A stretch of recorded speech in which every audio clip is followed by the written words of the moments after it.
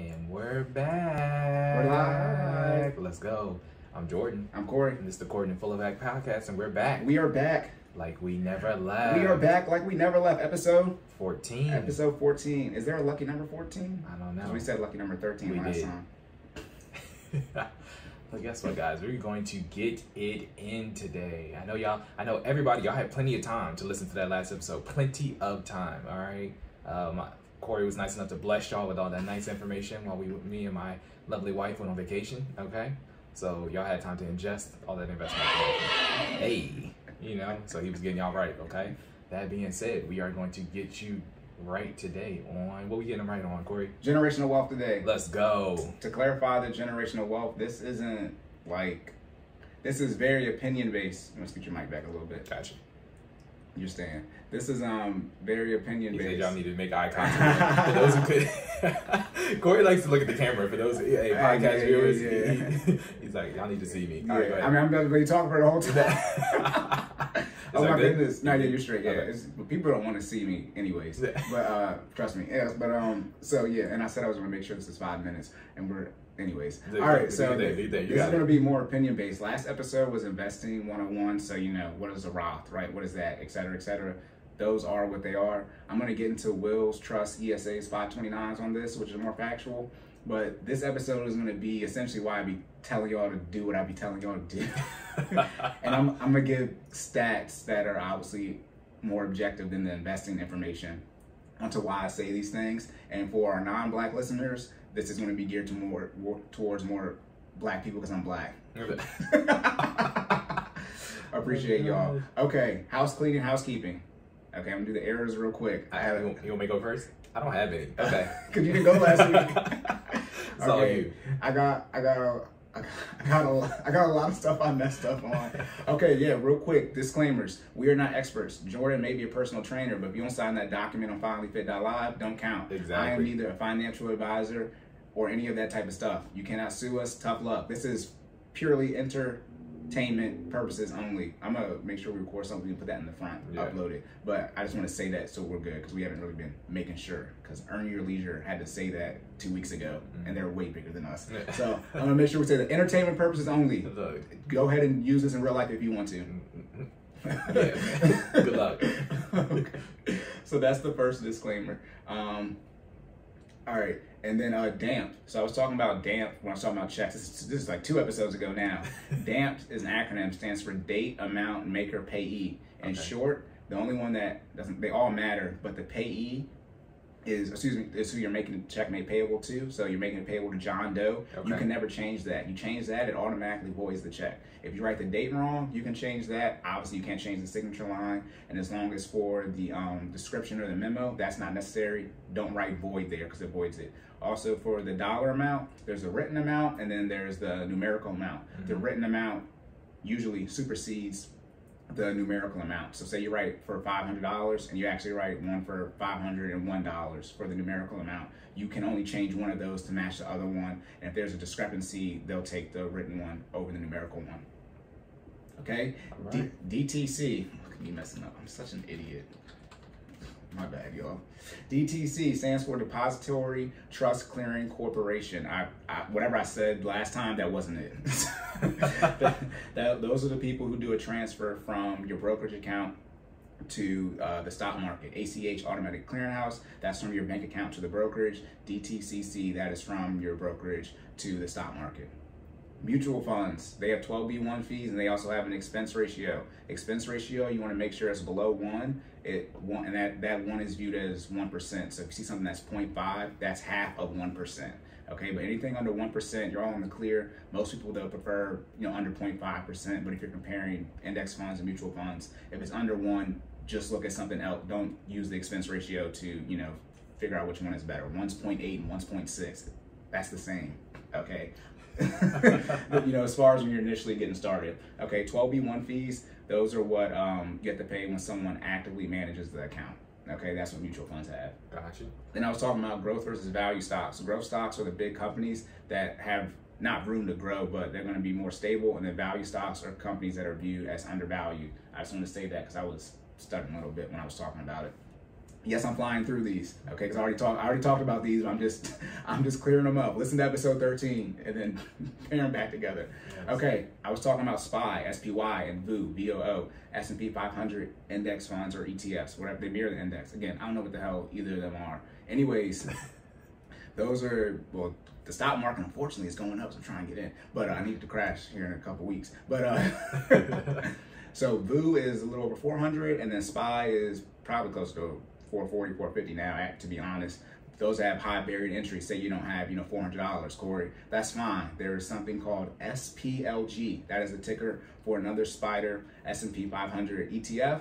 That is $50 to $60. Exact same returns, exact same exposure to the stock market. Why did they make two of these? I don't know. But for those of you saying, I can't, buy the $400 ETF, Corey, that's fine. There's a $50, $60 one, which I know you can buy. Okay. They just gave you free games. I'm gonna write that down. Hey, some people, real talk, some people you will need to pay them money for what I just told you. Literally. And this is public information. Right. Okay, I was talking about Amazon was a little over 3,000. Them fools is almost at 4,000. It's like $3,700. I just wanted to clear. I said a little over 3. Nah, they've been growing, which is good because I own them. But they almost at 4K.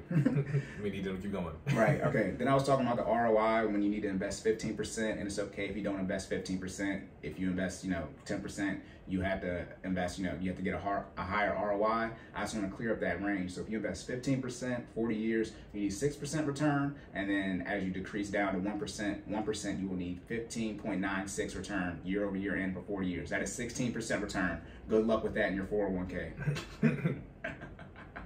Okay. Oh yeah, IRS tax code. I sort of messed that up. See, I'm messing up the errors in the errors. The IRS tax code, they have subtitles A through J or H, and then they have subsections, which is like 401k, things of that nature.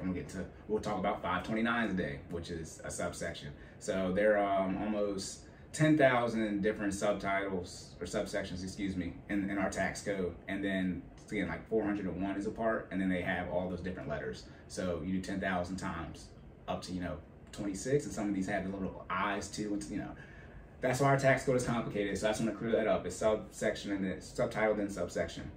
Then I was like, am I gonna say this? Okay. I did mention it. So I was talking about a girl I went to high school with, and her baby daddy wasn't a first round draft pick. I lied, he was in the NFL. Oh my Lord, have mercy. Why did Corey say that? Because I'm make sure I'm telling the truth all here. Because the issue is Stephon Diggs. Mm-hmm.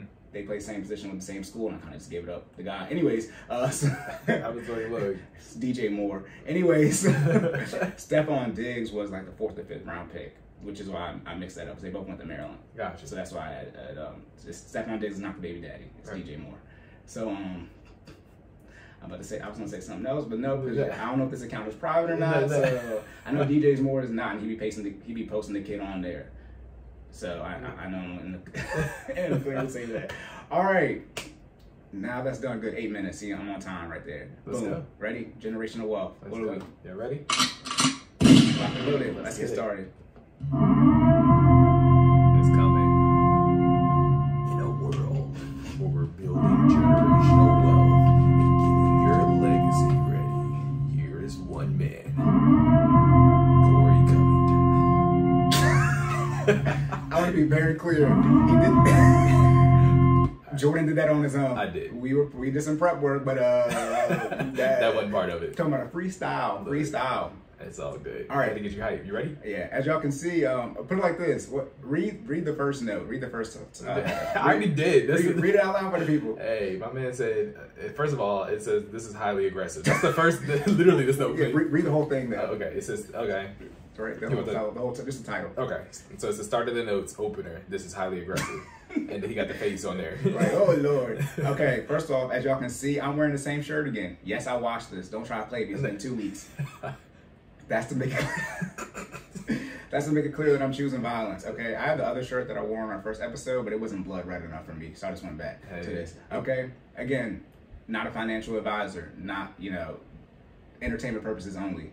All right, We're going to put our disclaimer on the soundboard button at this point. Yeah, I want to make it, we record it, and it's going to be like, for entertainment purpose, like the voice you did, and it'll just be at the beginning, so we don't have to worry about ever saying it again. It's going to be on every episode. Hey. But yeah, okay, for generational wealth, again, this is more opinion-based. There will be some, like I said, I'll go over ESAs, wills, trusts, things of that nature. But whenever you hear me being all aggressive the last 13 episodes, I'm going to start putting some stats to why I say you need to do some things. Like I said, this will be more geared to the Black community. Okay, look, I said, I'm gonna be talking heavy today. All right, for those of y'all who don't know, my pen game go crazy. Scroll back before I started posting them CNFE posts.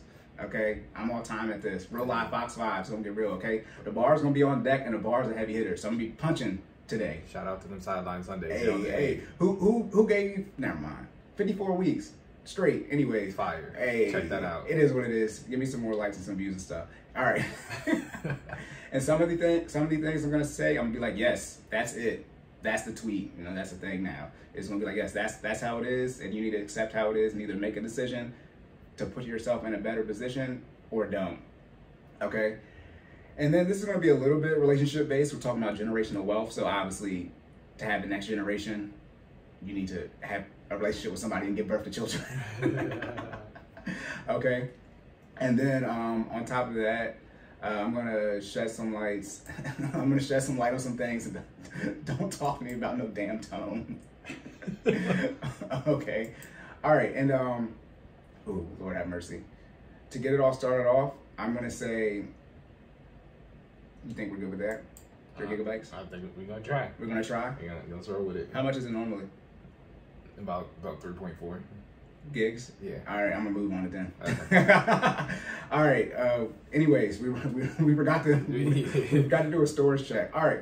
Let me say this to all the Black people: it's crazy how much y'all be anti-bondage and anti-slavery, but we got the most debt. Yes, that's how. Just straight into Hey, choosing violence. Go ahead. Were you about to play? You about to play different? All right. Do you think? So let me talk about. I'm making his own sound effects. Hey, I'm running off of adrenaline right now because I only got 3 hours of sleep. Listen, we was up late last night. Shout out to everybody who came to the housewarming. Yes, That was wild. Anyways, it was fun. All right. McKinsey Global Institute study. This came out earlier this year. It's called The Economic State of Black America, What Is and What Could Be. 19% of families have a negative net worth. That's 3.5 million families, okay? 4 million have a net worth that's $10,000 or less, okay? And there are 18.5 million Black households, roughly. So 40,000 have a $10,000 net worth or less. That's it. That's the tweet. So when I be telling y'all, as we get through this, and I start running some other numbers, okay, half of the people have less than $10,000 net worth. And that's why you got to make the sacrifices. You can't go on vacation, et cetera, et cetera, et cetera. Okay? Because y'all be talking about how far behind we are as Black people en masse, but then y'all don't be wanting to put in the work to catch up. That don't make no sense to me. Okay? I don't understand how we're going to make any progress if y'all... See, I'm about to skip ahead because I read over this. The amount of y'all who will openly admit you're electing not to make the best financial decision, but in the same breath will complain how we're so disadvantaged financially. One of these sections is called "Y'all Sounding Dumb to Me." Yeah, we out here like, bruh, get it together, yo. You gotta pick a side and stick with it. Oh my goodness, real talk. Y'all gonna admit we 400 or 500 years behind. Have y'all ran the compound interest on that? I did it. This was rough, but the compound interest is like, I think it's it's over $1 trillion, like $4 quadrillion. If the slaves, not 89 years, they got paid a penny, right? Do you invest that and you run the interest on that? It's like $4 quadrillion. What's that quadrillion? I've never even heard of a quadrillion before. Is that how many? That's after a trillion. That's after a trillion. It's 4 commas. So it's 1,000 trillions in a quadrillion? Yeah, in one, yeah. No time for that. A joke. Right, and that's the thing. The amount of y'all be saying, I've never dreamed of work. I don't want to put in work. Yeah, y'all the same people who got a whole bunch of master's and doctorate degrees. Y'all done went to school for 20 straight years, and then you try to talk about you're not trying to put in no work. That's the way you can get a master's and a doctorate. That's the definition of work, y'all. Yeah. Right. Okay. Now we're gonna get into. This will be better when we have our handgun instructor on because he can explain the defensive side of things. But I've talked about before. There are 3 things you need to build a community: finances, or economics, right? Fitness, health side of things, right? Obviously included not just fitness, working out, but what you're consuming, what you're eating, And then defense, right? Being able to protect something, because it makes no sense to build something up that you cannot protect. That's why I'm so heavy on getting out of debt and building the emergency fund and putting your defense in place, building the team, mental makeup, budgeting, tracking transactions, so you can sustain everything. Because y'all want to build that next Wakanda, that next Black Wall Street. But if it's the wealthiest Black community ever and they can only go to war for 48 hours, it didn't seem like it was that wealthy to me, right? You're only as good as what you can protect. So the defense needs to be put in place as well. You ain't no defense, you out here like fatality. All right.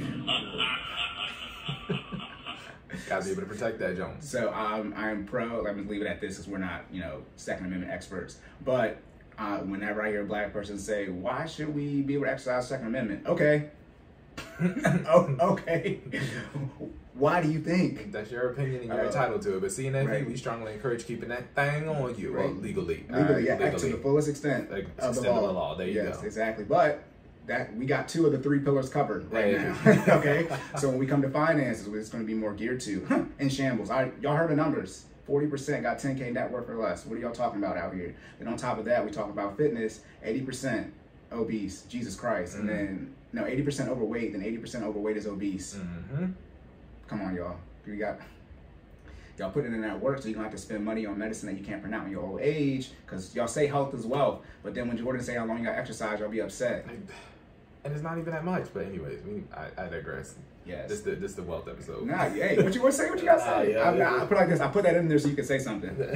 Say what you gotta say. Nah, man, y'all just exercise, yo. It's 150 minutes a week. That's 30 minutes a day for 5-day week. Okay, we talked about this. Make sure y'all get your exercise in. Just straight like that. It's not hard building a sustainable, healthy lifestyle habits, man. That's my plug. All right, okay. So I have some things in here so you can hop. I'm trying to stay short. I want to make sure you get your stuff. Oh yeah, we're good. But all right, and y'all be wondering why I'm so intense, right? So not only is 40% of our community at a situation where their net worth is $10,000 or less, right? Almost 20% have a negative net worth. We're on pace as a Black community to have a zero net worth in the 2050s. I think it's 2053. Okay, so that is 32 years. Millennials, that is our life. That is the bulk of the rest of our life as far as our adulthood, our working years. That is why I be so intense, okay? And for those of you who be like, well, I've had people say this to me, well, don't use that tone. I got counters to all y'all punches. I have something called the defibrillator example. Do you know how much voltage can kill you right now as you're fine and living? I don't. 20 volts. That's not a lot. That's not a lot. You know how much the voltage range is for a defibrillator? I don't. 200 to 1,000. So to bring a dead person back to life, you need to do 10 times what can kill a living person. We are dead financially. So to bring us back to life, 10 times that work in. And that's why you'll be like, well, that's... Look, I'm gonna go ahead. That's a big one. But yes. I have the defibrillator example. If you're at negative 100 and you're trying to get to 100, what do you need? 200, not 100. And y'all be wanting 50 and you still gonna be negative. Bro said 50. You didn't get to... Y'all be wanting 50, trying to go from negative 100, and it's like, you still gonna be at negative 50. So we are so financially illiterate that unfortunately the correction, right? If you're driving 70 miles an hour the wrong way, to make up for time, you have to drive 140 miles per hour the wrong way. You can't drive 70. Right. You can't. Oh my Lord, have mercy. So that's why I be intense, because we are so far behind. And as I get through some of these numbers, y'all gonna be like, what? Yes, boom. So speaking of our community and where we're on pace to go, I'm real big now, not anti this, especially now because the athletes, college athletes can actually name, image, likeness. They can actually start making some money as college athletes.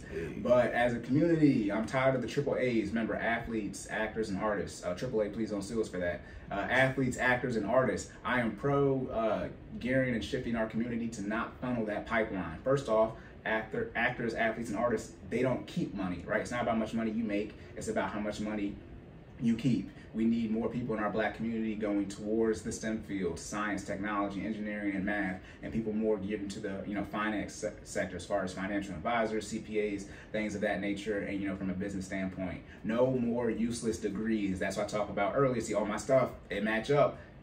Any more college degrees y'all posting on Instagram, I need the debt in there. I need the debt in there, okay? So at least I need to see that you went into debt and you got a degree that's gonna be useful, because you're gonna meet me at a wedding for the first time. You're gonna say you have an art degree, and I'm gonna literally say, what are you gonna do with that? This was years ago. If your degree can't produce longevity, even the wrong, I don't understand. It's not aligned, okay? It needs to produce longevity. You need to be able to do something with it. That's the bottom line up front. Right. No, I mean, because then what are you going to do? Because now you have this debt, and now you don't have the income to pay off the debt. And then on top of that, we're disadvantaged. Again, back to us being financially disadvantaged. And y'all are electing to not make sure you can do whatever you want. If you don't have no debt, then that's cool. You know, all up to you on what you want to do. I was to say something mean. All up to you to do what you want to do with your life. But if we're behind financially, how can y'all not say everyone should be doing what they can to help us catch up financially? So we need to be in obviously the need-based fields regardless of income, right? Something like a teacher, right? We need teachers. But outside of that, we need people in the things that looks like our economy and the world are going to continue to, you know, gear towards, like going to outer space. So the STEM majors, right? Okay, that's what we need to do, because a lot of these athletes and artists, like Adrian Peterson, he fumbled a $100 million bag. He just needed to keep 1% of that. That's enough. Look, retention of funds, okay? Look, keeping your money, not just making it. Right, and the reason I say, you know, what do we need the athletes, actors, and artists for? If we were building a community, building one from scratch, the ground up, please tell me what LeBron's ability to shoot a basketball is going to do for us. Please tell me what Jay-Z's ability to rap is going to do for us. Nothing. Now, they've been fortunate enough to monetize that and gain skills, but there are more people who didn't make it out than didn't make it out in our community. So there are more people who are LeBron and Jay-Z without the success, so therefore they didn't have access to the information they have now from a business and mobile billionaire status, because LeBron just hit his billionaire status earlier this week standpoint. So that's why I say that we need to be in the need-based parts of our society. And also, go ahead. No, I was gonna say this. The next person to hit me with a non-essential degree, I'm gonna be like, no, God, no, God, please, no, no, no, no. Y'all know Michael Scott's on the way every episode. We plugging it right. And then on top of that, this is another reason too why I say we need to be in the STEM fields and pull away from going to the AAAs. Everyone has to explain to me how we missed on Tesla. Elon Musk is African. Now, he's South African, obviously. But, so, right. And then guess what the white people got? Elon Musk. Guess what black people got? Trevor freaking Noah. And that's what I'm talking about, the STEM field versus the athletes, actors, and artists. I told you I'm choosing violence. Now I'm mad. I mean, it came out like how did the white people come out of Africa and reach success before black people? They're not from there. I don't care if they came from South Africa where they all at. That don't even make sense. And then Trevor Noah is South African too. I know he's biracial, but still, damn. There are black people in South Africa.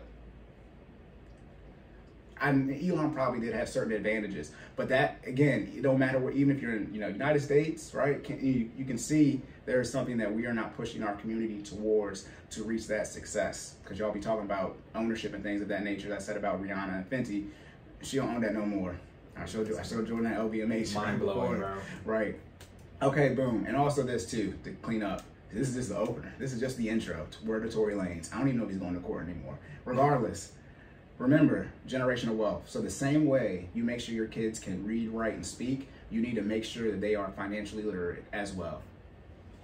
One more time for the people. The same way you're going to make sure that your kids can read, write, and speak, you need to make sure that they are financially literate as well at the same level, if not more. That's what we're missing on. You can, because put it like this: the thing is, doctors are really bad with money, right? They make quote unquote the most money, and they can't add.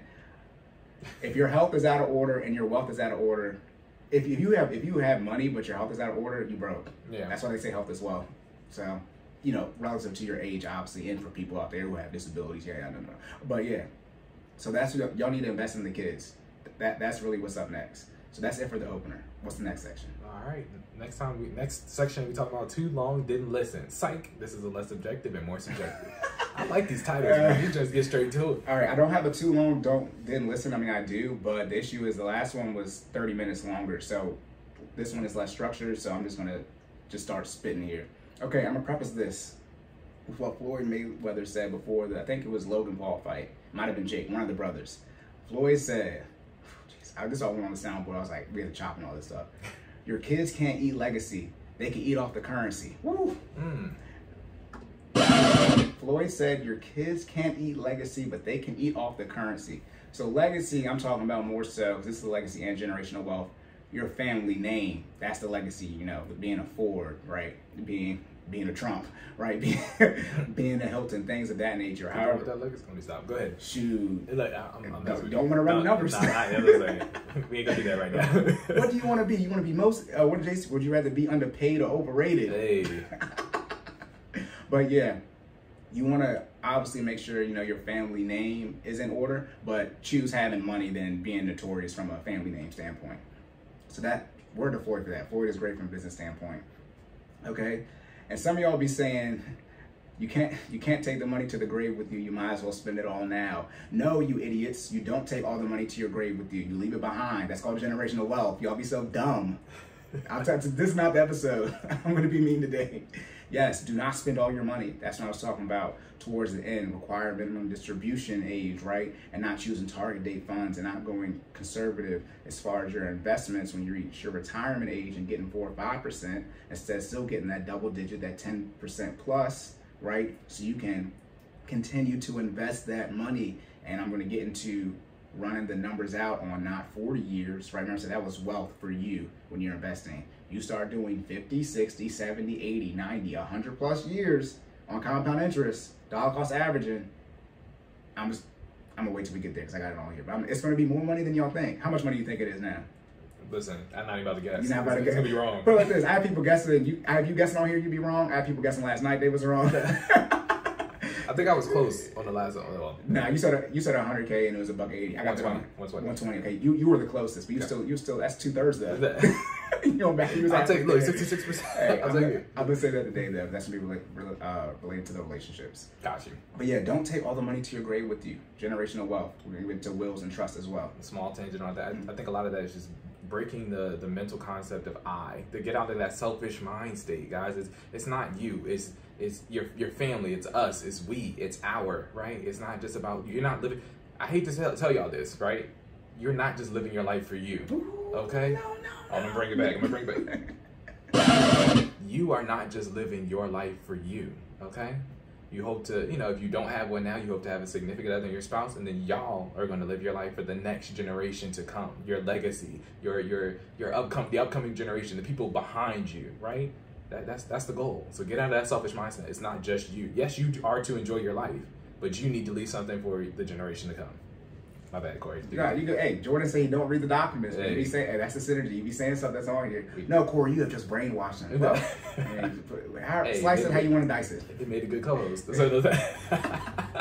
Okay. So first off, again, this is the too long didn't listen, but this is the starter intro afterwards, whatever. So most of us are first generation of wealth building, right?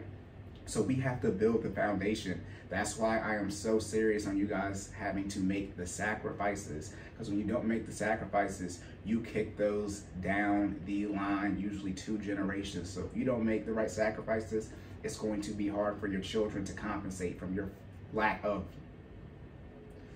informed financial decisions. Let's use the word informed. Let me not say good. Informed financial decisions.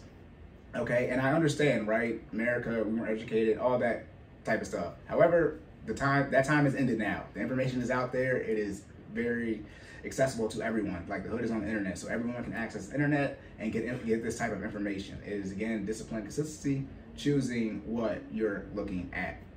Okay, but again, that's why I say building the team first, right? Getting a community around you that has the same goals, same mindset as you. Then obviously figuring out your mindset, right? And figuring out how you're gonna move forward. And then the third thing is, from a financial standpoint, budgeting, tracking transactions, and then eventually, right, we're moving all the way towards now investing in generational wealth, okay? And here's a quote. Oh, I can't remember who this quote is from, but this is not me. But any decision made in fear, scarcity, or lack tends to be a wrong decision, okay? You've been making a lot of wrong decisions because you fear financial literacy. Your finances are scarce and you lack financial stability. A lot of you don't want the pressure of greatness. That's why you always have an excuse and play the victim card. And remember, this game called life, it's not chess or checkers, it's Monopoly, and it's not about the best victim card to play. You buy assets in Monopoly. So stop trying to play the best victim card, okay? You want to devalue any way you can be held responsible and accountable for your actions in your life. Now, let me clean this up. The quote is, any decision made in fear, scarcity, or lack tends to be a wrong decision. Everything else is me. So, okay, but yeah, a lot of you, like I said, if you were in a situation where you don't want to pay off your debt, because then you'll be in a situation where you can invest as much money as possible. And we're in that situation, we can run the 40-year ROI out on how many millions of dollars you should have. Then it's on you for not hitting that number. That's a lot of pressure. And that's why you keep your debt. And it's like a cult. Everybody be getting, I got student loans, but it's a cult. Y'all don't be wanting to leave the student loan debt community. No, get out that community, because it's not going nowhere. Them joints start up in less than 2 months. You're going to get student loans, so you're going to join the club, and everybody sit around and complain about having student loans. Get out the club. Or a little over 2 months. Yeah, October 1st, and by the way, some of these companies may not still have your loan, as I plug in that talk. So make sure your loan provider is still your loan provider for your student loans. But that's it for that. But yeah, a lot of you are not prepared for the greatness, which is why you elect to neglect putting in the work. Okay? But always remember, you have to make sacrifices. What sacrifices, discipline, consistency, finance, fitness, wealth, those are the words on here, okay? You have to make the sacrifices regardless of your age, okay? And the sacrifices usually get harder and longer the longer you wait to make them. That's why I say if you can get out of debt as fast as possible. Because essentially, when I say you're kicking the can down the road for your generations, you kick it down the road for yourself as well, right? So instead of it essentially taking you 2 years to get out of debt, you wait 5 years, or you lollygag with it, and now you're married, and now you have more debt, and then you wait another year or two, and now you have kids, and now it's going to take you even longer to get out of debt, and now you got to get a house, okay? Now somebody has some medical issues, okay? Now your dog has eaten the flea collar. Okay, and now your co-host has taken the light and hit the fan when he was drunk yesterday and almost broke it. Thankfully, he has the money to pay for it though. Regardless, they didn't even care. They was like, "Oh God, let's catch up in the morning." Just broke it. Keep going. Yeah, pay it back. Oh my goodness, but yeah. A lot of you got to realize you have to make the sacrifices now, because if you wait, they say fast money comes with slow problems. Okay, a lot of you are delaying making the sacrifices that someone is going to have to make. And if you cannot prove to me that anyone in your family has made the sacrifices that I'm telling you to make, I don't understand why you think you can kick it down to the next generation. No more consumer debt, mortgage debt, and we'll leave business debt for another day. But credit card debt, car loans, student loans, no. Emergency fund saved, right? Financial literacy in our family. Okay, there's a lot of people say I'm first generation this, first generation that. Let's stop that. Right? This is what we do. It's talking about the legacy now. Your last name has bestowed a certain amount of greatness upon you. Your last name is Jordan. You play basketball. Good luck. Oh, I thought you. No, you. Okay, you're like, God, no, you good. You snapping right now. No, I'm not, because some of you, literally, I said this before, but worst case scenario, you'll probably be able to have a $10 million net worth if you were to lock in, pay off your debt in likely under 3 years for most of you, and then we run that ROI out based off your income now, not projected income. You'll probably have a $10 million net worth excluding your house. All you got to do is lock in. Yeah, dollar cost average. That's it. I'm not even talking about increasing your income. I'm not even talking about doing something other than stocks, starting a business, et cetera, et cetera. I'm talking about dollar cost averaging into stocks for 40 straight years, and you'll probably have $10 million. $10 million net worth? You know what I'm saying? All I gotta do is follow a proven plan. Like, you know what I mean? I'm cool with that. This is pretty. I said some of this is subjective. This is pretty objective. I mean, this is compound interest calculators. Like most of you have the ability to invest roughly $1,000 to $2,000. Again, aggressively getting out that mortgage, not doing a death pledge. Once you get rid of that mortgage, see, what y'all not gonna do is do the compound interest math when you pay off your mortgage as fast as possible and just invest your mortgage. You're not gonna do that, because then I'm gonna be right, because I already did it for you. I had this conversation before. A lot of y'all be talking tough, like on the internet or with dumb people around you in person. Then when you be running your financial ideas around me, you getting punched in the face. Corey the type to pull up the numbers right now and run it in front of you. Like, yeah. whole calculator. I said punch in the face. I said I got big punch in the face on here, the realization of what's at stake with not coming from. Oh my goodness, yes, we're choosing violence out here. Okay, like I said, and then teaching, right? Financial information. I'm sorry that I'm the person that's giving you this financial information. This was your parents and your grandparents' fault that they didn't give it to you. So when you have kids, or if you have kids, tell them what I'm telling them in the tone that you want to raise them with. Don't let them find me on the internet, and then you're going to be mad at me that your kids is brainwashed by me, because then that's definitely not my fault. All right, you can't listen to me and then say you don't like what I say and then not find another medium to dismiss it to your children. Dummies. Hey. Okay, and then I was talking about earlier the amount of people who say they don't want to put in the work but recognize where we're at. Again, aggressively paying off debt and or stopping your 401k to get out of debt and or build your emergency fund. I understand that you guys want to have balance in your life, right? Life is short, quote unquote. However, y'all be taking broke vacations for a short life. Whoops. Anyway, life is short, but you want spirit. Oh man, hold on. Oh my Jesus, I made that up. That's why I can't take it. Life is short, but you want spirit. Talking about these damn vacations, you want balance in life. Oh my Jesus. Okay, so I understand that it's hard realizing that you can make these sacrifices and decisions. Not to get out of debt, because it's not about just getting out of debt. For those of y'all who don't know, I don't even do financial coaching. I've been semi-rebranding it. I make you define your goals, and when you don't meet your goals, I make it so you can only blame yourself. And then I do that mainly in a financial sphere. That's what I really do. Because when people start punching me back, I got counters all your punches. Boom. How much money you make? How much money do you want to invest? Show me that you're investing that. Corey's a financially focused life coach. There we go.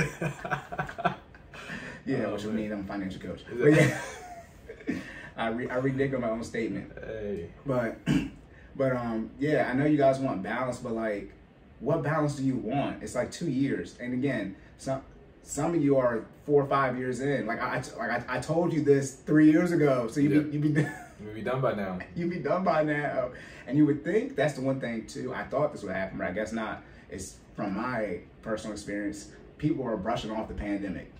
People are not factoring in another pandemic into, their unfortunate PTSD as far, this might happen, worst case scenario. If y'all missed it, the governments on Earth will shut down the Earth. Literally. Now, and again, for those of you who are fortunate enough not to lose your job, right, and or got, hazard pay, that don't mean the next time it happened, that will be you. You might be one of these people who are on the unemployment, right? Your job just straight up, the government said they got to close. So I get you want the balance, but it's like, it's 2 years to pay off the debt, bro. Like, and then you go through like, and then also you got to run the ROI on the year you're sacrificing. For those of you doing the government student loan forgiveness for those 120 payments, that's at least 10 years. And if you can, what is the compound interest on getting your most valuable asset, time, back in your life? And I think I said this before on here, but if I could sell you what it's like to not have any debt and quote unquote being not debt free, but financially free, depends how you want to define financial freedom. But if I could put that in people, I'd be the wealthiest person on the earth, and everyone else who said this before. But I can't give you that feeling what it's like to not have debt.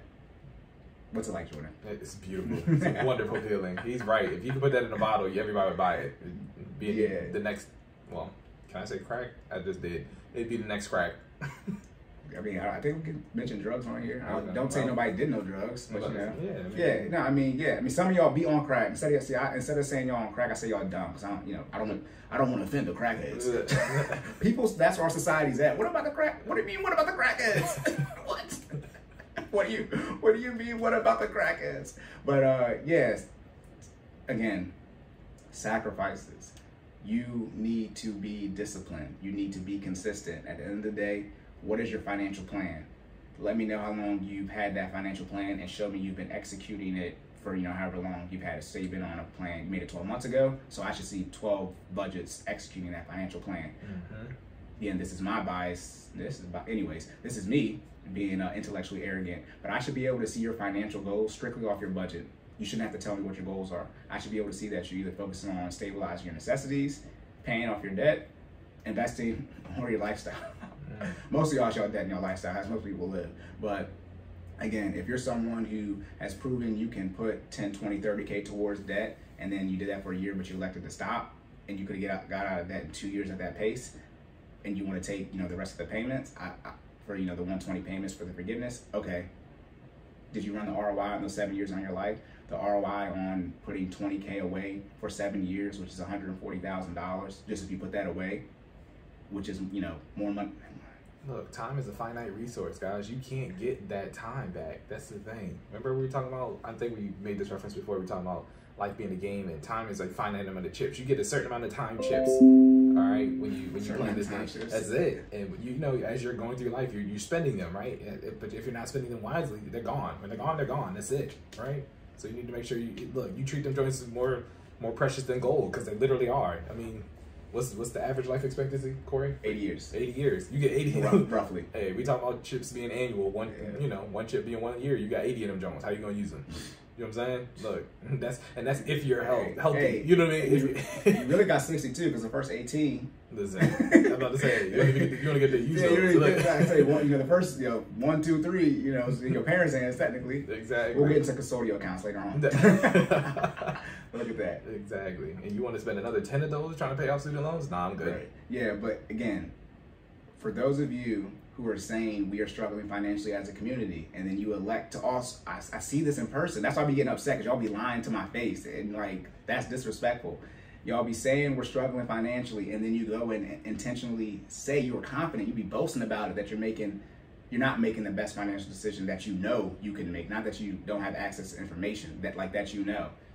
Any black people who say that, I don't want to hear no more.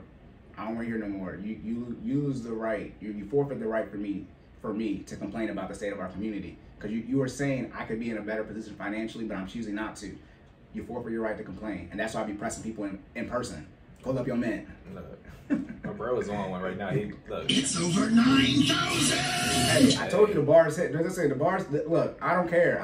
I'm not even at y'all sounding dumb to me yet. I don't even know what's there. But clearly it must be violent. Okay. Then the last thing too. I talk about you'd rather be born poor or in the 1%. You good? My bad. You good? You'd rather be poor or born in the 1%. And I say, and by poor I mean poverty, food stamps. Excuse me, should I say SNAP? Government subsidies, things of that nature. Because the pipeline from middle class to quote unquote upper class 1%. I don't even know if it exists. This is why we're here, to help the people who got not the traditional, but went to school, went to college, you have a good income, and you're trying to transition out from the 9 to 5 into some form of entrepreneurship, or you're just trying to get millions of dollars from an investing standpoint.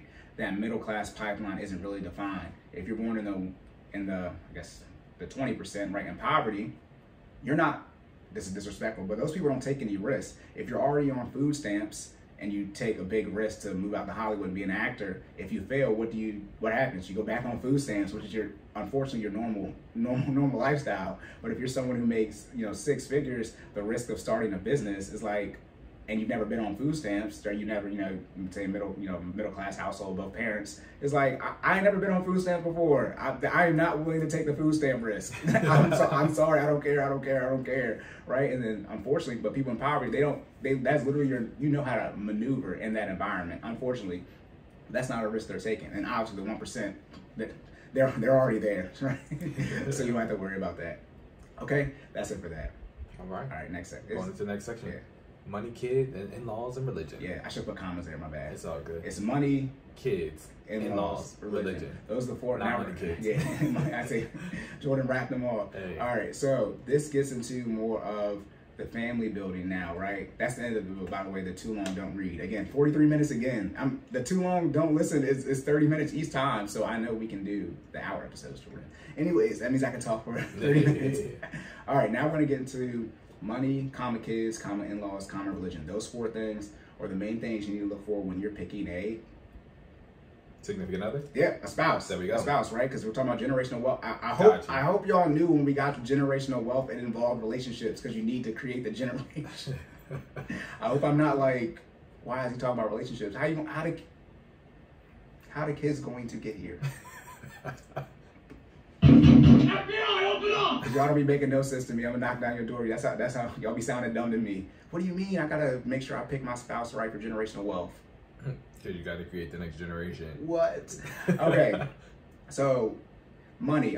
Obviously, money. welcome to Cordan in full effect. Okay, but that relates to kids, in-laws, and religion. Obviously, kids, right? And I'll get into this, but how you're going to raise your kids, how you're going to teach them about finances, how do you feel about budgeting and tracking transactions, how do you guys define how you want to handle debt and how you handle it that way, and the third thing, right? Generational wealth, which we're doing now. Okay, in-laws. As I said, we talked about this yesterday, but the first time you're usually going to have an issue with your in-laws from a financial standpoint is before they're your in-laws. It's going to be at the wedding, okay? And then on top of that, religion, if you pay tithes, if you pay tithes and you're about to marry someone who doesn't, you might want to figure that out. Because tithes is 10%. It's a debate of whether or not they didn't have taxes in the the Bible, right?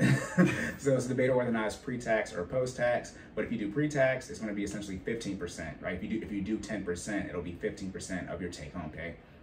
And then obviously if you do, post-tax, it's 10%. Right. But there's a 5% difference. I do that. That's why I know. Yeah, but I do stay at home. It's a clear up. I do stay at home, but I gotta pay tithes to be in my house. My mom made that very clear before me and my brother even started working. Tithes gotta get paid if you in this house. So, and Jordan like, oh, how much? Wait a minute. Yep. And it's pre-tax too. I be paying rent. I pay rent. It's called tithes. And then that word. Oh my goodness. But yes, you need to figure those things out. Okay. And then what I say, you just need divorce. Okay. All right. Game of Thrones. Oh, spoiler alert. Spoiler alert. Okay, so Game of Thrones, everyone remember Sansa Stark, right? I think in the community, we might have to start forcing people, right, monarchy type things, to marry certain places to keep the wealth and, inside the family and keep the legacy going. So Sansa Stark, why did I bring that up? What happened I think women be missing this. Let me go back to World War I. When Germany was losing, I think it's World War I. It's not a queen, but it's a queen. They don't call her the queen, but it was the queen of Germany. It was time for them to leave because they was losing the war, and she was like, I'm just gonna go to like Austria where my brother is king. In real life, she did this. So my husband has now fumbled the bag here. I'm going to go, to another man that is powerful somewhere else, my brother. Not be the queen there, right? But I have access to another man there. Relate that to Sansa Stark and Game of Thrones. Are you picking it up now, Jordan? Are you still remembering? I've never seen Game of Thrones. You didn't see Game of Thrones? Nope. Jesus Christ! All right, I'm running down. Anyway, Sorry. All right. Remember somebody got their head cut off? In Okay. Game of Thrones? Do you remember seeing that on that? No. All right, the main character of the whole show, as far as like an actor in real life, he got his head cut off in the first season. Okay. Okay? His daughter, right, is Sansa Stark. All right, Gotcha. boom. So, I'm saying this because I don't want to go. I thought you guys seen it. Anyways, Sorry. so, you're probably the only person listening to this who hasn't seen it. I'm All that right, guy. so Sansa Stark, her dad is the king of the North, okay? Again, marrying monarchs. Y'all know about this, right? Marry your daughter off to somebody else who is well off. She got married off to essentially the prince of, the entire realm in this show, okay? So her dad is the king of the North. Then now she is in lineage to be the queen of the entire realm, okay? Then her husband, he was bad, so they killed him. Okay, he was a teenager, but they killed him. All right, so now she got to leave, okay? After this, guess where she went? She went to where her mom was from and was about to get married off there. All right, so she left where her dad, right, has a lineage. Then she went where she got married off to, and now she at where her mom is from as well. And her mom was like a princess there too, because obviously her mom got married off to a king, which her dad was, right? Then that went sour, okay? Guess what she goes back to? Where her dad was from. Then on top of that, she has an older brother. His name was Rob. He ended up defeating the best, it was like, some mythical stuff. So this guy like couldn't be beaten. Her brother beat the guy who couldn't be beaten. Okay? Gotcha. That's her brother. He ended up getting caught up and he got killed. Okay? Oh, wow. But so her dad is a king, her brother was king, then she got married off to be queen of everything. Then she went to her mom's place to get married off again. Now she back home. Okay? Then guess what? She has a younger brother. Her younger brother can see the freaking future. Nope. Okay, he's known as the Three-Eyed Raven, crazy powerful. He can see the future. At the end of the series, he ends up becoming the king of everything. Okay. Then see her connection to this brother, right? Dad, brother, husband, right? Then on top of that, technically her first cousin, but her brother in the show because he was a bastard. Her dad had to keep it away. Anyways, gotcha. You don't know who Jon Snow is. I've seen the Jon Snow. Okay, that's technically her cousin, but in the show it's her brother, and then we end up figuring out it's her cousin. His mom is her dad's sister. But regardless, he can control dragons. Okay. And he was about to be the king of everything. She has connections to all those men throughout the entire show, and that's how she's moving about, and that's why I'm representing that as far as the monarchy and keeping things in the family. So some of these trash people out here, you might have to say, all right, look, kids, I know you might like this person, but we didn't put in all this work, and you might, for the generational wealth and the legacy, you might need to, make sure you marry the right person. I know you might not be happy, But from a financial standpoint, you seen Crazy Rich Asians? Nope. Dang. All right, Jordan, and Crazy Rich Asians, right? They got like crazy money, but the grandfather is still alive. Grandfather, then the parents, and then in that episode, the grandchild is marrying out to someone they don't want them to marry to. Okay. And it's viewed as a matriarchy because the grandmother is the main one in there. Like, you don't see the grandfather that often who made all the money. Mm-hmm. But the grandmother straight up says, your grandfather did not put in all this work and is still putting in work till this day in his 80s for you to go out here and mess it up. We still love you, but to keep this money where they crazy rich. Right. You want this money? You gonna have to tote this line. Oh, okay. Obviously in the show they didn't do that because it's a movie. Right. But that's what I'm talking about, the monarchy and setting things up from a generational wealth standpoint and doing money, kids, in-laws, religion. You might want to start putting some parameters around as an adult, being a parent. If you're going to put in all this work, do you want your kid to fumble it? Because, Corey, why are you saying this? Here come the stats. 80% chance that your kids, not your grandkids, 80% chance that your kids lose all the money you leave them. 80% chance. Bruh. Yes, bro, and say less. 80% chance. That's why I said all that, right? So that's probably the rest of the podcast. Me saying wild stuff and then backing it up with stats. So you got. You got the numbers for y'all. I mean, 80%. That's a lot. Guess what? Statistical analysis. That's called guaranteed. You start getting over 70%. It's like, what is this that we're talking about that's about to happen? Okay. Then on top of that, another stat, but it's really the same stat. The first generation millionaires, that turnover is 80%. That's the same stat. So you're a millionaire, right? You leave your millions to your children, so they be second generation, but 80% of them lose that money. So that means the other 80% would have to be first generation to replace that millionaire pool. Okay, so Pareto distribution again, 80-20 rule, right? So that's why I'm talking about money, kids, in-laws, and religion. And then for those of you who want to actually, not even to start a business, and I'll get into wills and trusts, but preparing your children to take over the wealth that you're leaving them as you get into your 50s and 60s, especially if you have a business, you want to start making that transition phase as far as a business standpoint, or if not, clearly discussing what's in the will and the trust for them if you don't have a business, because if they're going to take over the business, you need to start preparing them for that. Now, don't get it twisted. When I say to have them take over the business, I mean explicitly from a majority ownership standpoint. All your kids might not be somebody who wants, who want to run the business, or you might, do what all the big companies do, like Walmart. The CEO of Walmart is not a Walden. Jeff Bezos stepped down, right? Mm-hmm. So, but from an ownership standpoint, best believe the Waldens got them. Okay, they didn't. So you want to, at least worst case, prepare your kids to, at least if you have a business, obviously be prepared to be, majority ownership. Obviously, if you have multiple kids, you gotta hope they all not crazy, right? How you're divvying it up. But again, if one of your kids is not acting right, take them out your will, take them out the trust. If, again, this is all the work that you put in, mm-hmm. right? And at the end of the day, you are gonna you are gonna die. At the end of the day, you are gonna die. So when you can have the trust and will set up all you want, but you're not here, right? You have to hope that the rest of us living people, actually, execute on what you have listed out in your wills and trusts. So yeah, you want to prepare your kids for that. But in order for that to happen, you all need to be what? Financially literate. Okay, we talked about that earlier. Make sure everybody knows what they need to know. Exactly. No, put it like this: if you're not going to raise your kids to inherit the wealth, you might as well blow it all. One more time.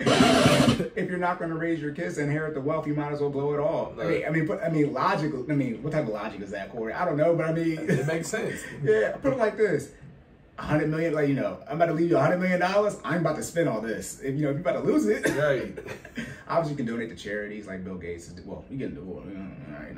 Sorry, Bill. Anyways, but you have to look at it from that perspective. Again, that's why I talk about being so intense, because really, when it comes to investing into your children, remember I said investing 101. You just don't invest in stocks, businesses. You actually invest in yourself, and then you actually start investing in your kids. Obviously, money, right, for them, mm-hmm. but what you're pouring into your kids as you're raising them. Don't raise them how I'm single. No kids, no prospective women. So I guess I don't know what I'm talking about. Although yesterday I got validated on everything I said. Yes. Oh, we have to say that we have a special edition episode. We have a housewarming episode that we recorded slightly intoxicated at 2 a.m. We messed up a little bit on the audio, like episode 10, but we fixed it early, and we're gonna have the back end be fixed. But yeah, we have a special episode for y'all coming out in a couple of weeks. Yes. All right, I can't believe we forgot to say that. That was so late. That's why this is being recorded so late. Okay, but yeah, if you're not gonna raise your kids to handle the inheritance, then you might as well spend it all. On top of that, you know, some of the children, right? They'll use all that money and right, they'll blow it on drugs. So now essentially you didn't kill your children based off of not preparing them to handle the money, and they use that money and they OD on stuff. Okay, now let's talk about raising your kids. Okay, Malcolm Gladwell. Do you know who Malcolm Gladwell is? What do you do? Fitness. Exactly. this is your stuff for it. So go ahead. No, don't start running off fitness people names. I was going to say, all right, go ahead. Billy Blanks. That's it. Oh my goodness. Okay, Malcolm Gladwell. He was on the Breakfast Club. He is a Canadian writer. I believe he is half UK, half Jamaican. Regardless, he has a book called Outliers. That's when I talk about the 10,000 hour rule, which you know about. Right. That's in that book. By the way, as Malcolm Gladwell said, the 10,000 hours is an arbitrary number. You know, it's 10 even, right? But that's roughly how many hours you need to put in to reach the floor of being a master at something. You only need 20 hours to reach the floor of being good at something. That's a big delta, by the way. Right. That's essentially 10,000 hours. Right. It's because 10,000 minus 20. But yeah, if you want to just be decent at something, it takes 20 hours. All right. That's great. But I'm saying that to say the Outliers book, there's a chapter in there about the disparity between the racist and the racist with an ES. To me talking fast, not race, not mean people, right? But you know, black, white, you know, Asian, Hispanic, of why which community is successful, and is it due to income? And it's not due to income, which is great. Being black does not mean you are at a disadvantage in society. It's how you're raised. And so what he showed in that book, obviously I'm paraphrasing, please read the book Outliers and get his stats on there. But in short, they were taking kids to the doctor, and the parents that prep their kids to ask their doctor questions, they are not more assertive, but you know, they have better success long term. And that happened to be in the more affluent communities. Not that it was only white people doing it. It was an income thing. And obviously, again, we know white people make, you know, Asians, they make more money than black people. But however, that since it's an income issue, it's not a race thing, because the black people who have the income, they don't fall victim to that situation. That's the mindset, mental makeup, the team building. Gotcha. So then on top of that too, about schools, right? And if like you go to your impoverished communities, right, versus, you know, wealthy communities, are those kids smarter? Nope, not smarter. What happens if the test scores are relatively the same? There is a difference, but they're relatively the same. What happens is those kids go summer camp, and the wealthy kids go on vacation, like, you know, they go to Europe or something like that. They go to museums, and then when they come back, their test scores are jumped up. So again, income issue, income. All right, so that's why you need to figure that out. And then, what is that? The one. Did you see it? Yeah. Okay, generational wealth, right? Now we're talking about y'all dying, wills, trust. The black community, the one that's all about going the black community, the one that's all about getting into heaven, yet nobody wants to die. I know. The black community, I'm going to say it 3rd time's charm. The black community, the one that's all about getting into heaven, yet nobody wants to die or talk about death. Okay? You got to get these wills set up. Yes. Trust isn't for everybody. I'll get into wills and trust a little later on, right? Power of attorney set up, right? Health directive set up. You need to put things in place because you are going to die. We're keeping that. Yeah. We were decided on a death soundboard. Keeping it back, man. Yeah. Like I added 10 seconds before the episode. Right. Jordan asked, I was like, okay, I got something. All right. But yeah, you need to have these things set up in place so that when it is your time to go, regardless if you are going to die, I don't know if you believe in stuff, but you are going to pass away. So things are set up properly when you are gone. And again, especially in the black community, you need to hope your parents are talking to you, but if not, press them. Talk about their estate and what it's going to look like that you're going to handle when they pass away, so you're prepared for that. Again, like I said, if you're not raising your children to properly inherit this wealth, then don't leave it to them. And then, as you know, being a millennial, your parents in their 50s, 60s, you should be knowing what it's looking like.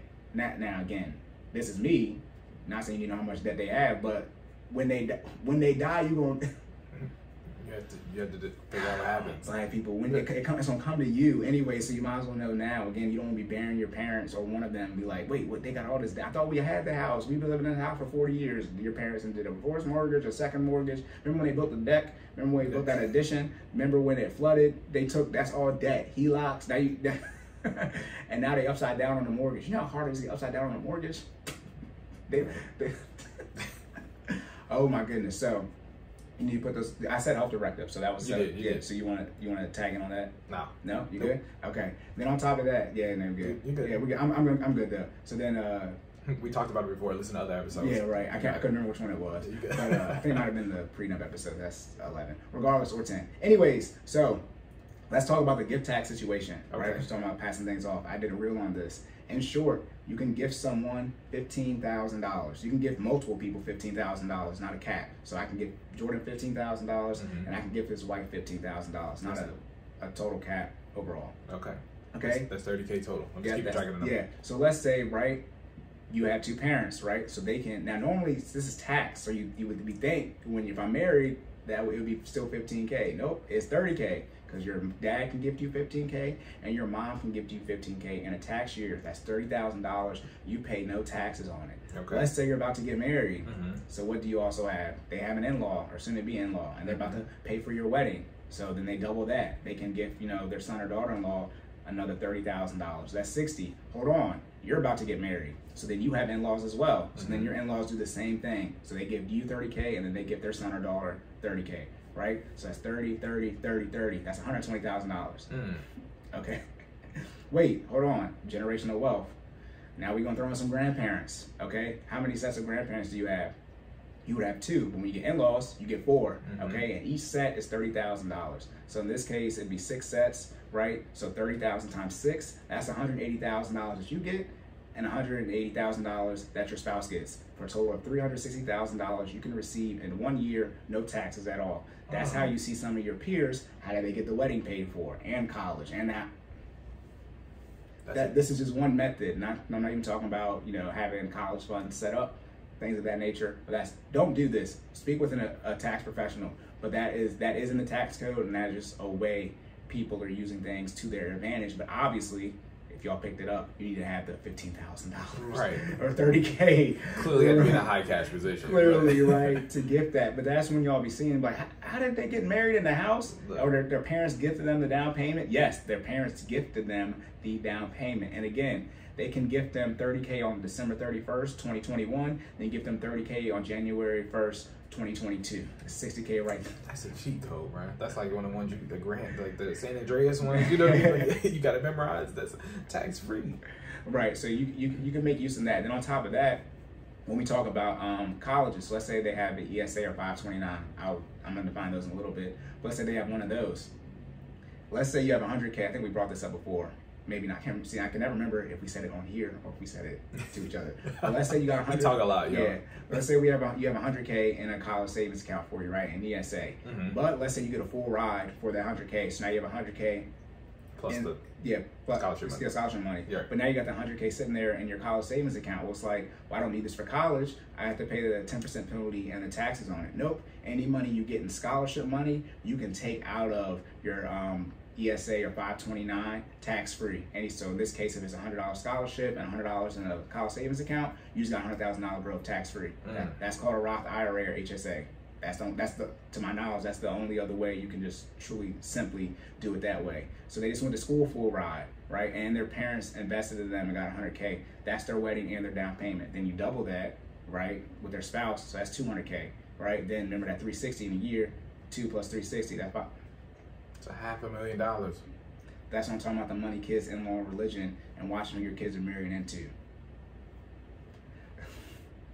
Okay, I think, because a lot, see a lot. Get into it, come on, bro. Hold on.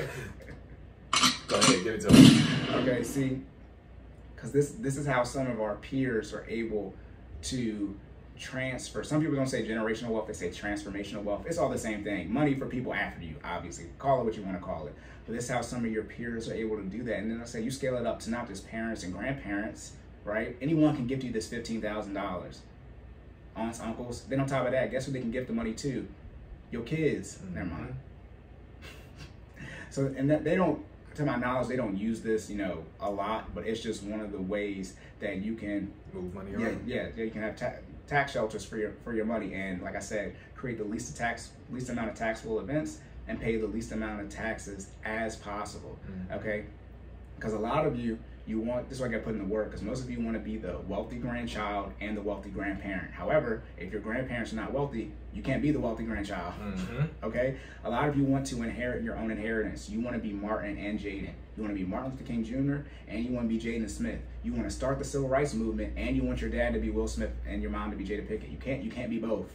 Okay, so you got to pick which one of those you're going to be, right? And most of us are first generation, so you have to build the foundation. And in short, everyone after you want to make sure everyone after you has more money than you. That's the whole point of this, of generational wealth. So you want to say, I'm going to be the poorest person, right? Or the last, how do you look at the last poorest person of my family. Everyone else after me is going to have more and more money than I do. I'm okay with being the poorest person, but you got to know what my version of poor is. Look, my poorest person is more. It's good. My poor is going to be greater than some of y'all's wealth, but it's okay. Put it like this: Sam Walton, that started Walmart, he had about 70 billion when he died. Now all of his children have 50 billion net worth, and he had 4 kids. Now one of them dies, he has 3. So they have less than him, but total, right? I'm gonna get into that just a little bit. Okay. So again, generational wealth.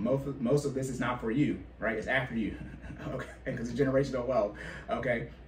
So make sure if you're first generation, you gotta make sure you build that pipeline, that initial foundation, so that the wealth can stay in your family and it actually stays. Remember, 80% chance that your kids are gonna lose it, okay? And you might be there, you might watch them lose it. Jesus Christ. Okay, now remember, when I was talking about wealth, the last episode, Investing 101, that's 20, 30, 40 years worth of compound interest. Okay, now we're about to get into the questionnaire, the question of the day. Okay, but when we talk about generational wealth, we're talking about 40 plus years. We're talking about 40, 50, 60, 70, 80, 90, 100 years of compound interest. Okay, so if you do $500 invested for 100 years every month, okay, at 10%, Jordan, how much money do you think that is? I don't know. Look at that. Guys, just guys. Let me see. 5 times 12 is 6,000. Right, times 100. Okay. Right, that's $600,000. And you said how much per? 10% return. So what's that? 60 grand. But that's. Hold on. He gonna make you do the compound interest math on the air. That's 60 grand. Just give a ballpark. How many millions do you think it is? I'm gonna say 5. You think it's $5 million if you invest $500 for 12 months for 100 straight years at 10% return? I'm gonna say 5. 5 million? I'm gonna say 5 million. Jordan, it's 5 million when you do like 40 years at 10% return. Look, you told me to guess. It's $900 million. Look, hey, I was never gonna get. I'm mad you have me out here doing that. I was never gonna get to $900 million. I was screwed from the beginning. I was hoping you was gonna scale it up a little bit when I said, "Are you sure?" Yeah, I mean, put it like this. Then I would have went to 50, and it still wasn't close. And put it like this: I would at least you been at 50. Okay, okay. It's about $900 million if you invest $500, 12 straight times across 100 years at 10% return. It's roughly $900 million. If now you're talking about hedge funds, billionaires, remember I'm talking about that legacy now, right? The 1% y'all hate, they be trying to do hedge funds to get that extra 1-2%. If you instead get 11% return on this $500, it's almost $2 billion. That 1% over 100 years doubles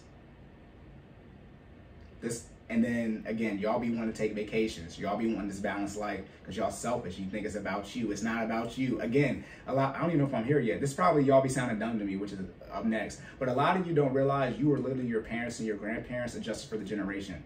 Like you don't have more money. One more time. A lot of you are your parents and your grandparents adjusted for the generation. You don't make more money than them. You don't have more money than them. You make the same financial decisions that they are making. I'm telling you, when I see the children of millennials with student loan debt, I'm gonna scroll back 20 years. Hopefully my arthritis not acting up my carpal tunnels, but hopefully I have a social media director by then who can do this for me. Yes. However, or I can start grabbing them now. Anyways, well as an audio engineer. Right.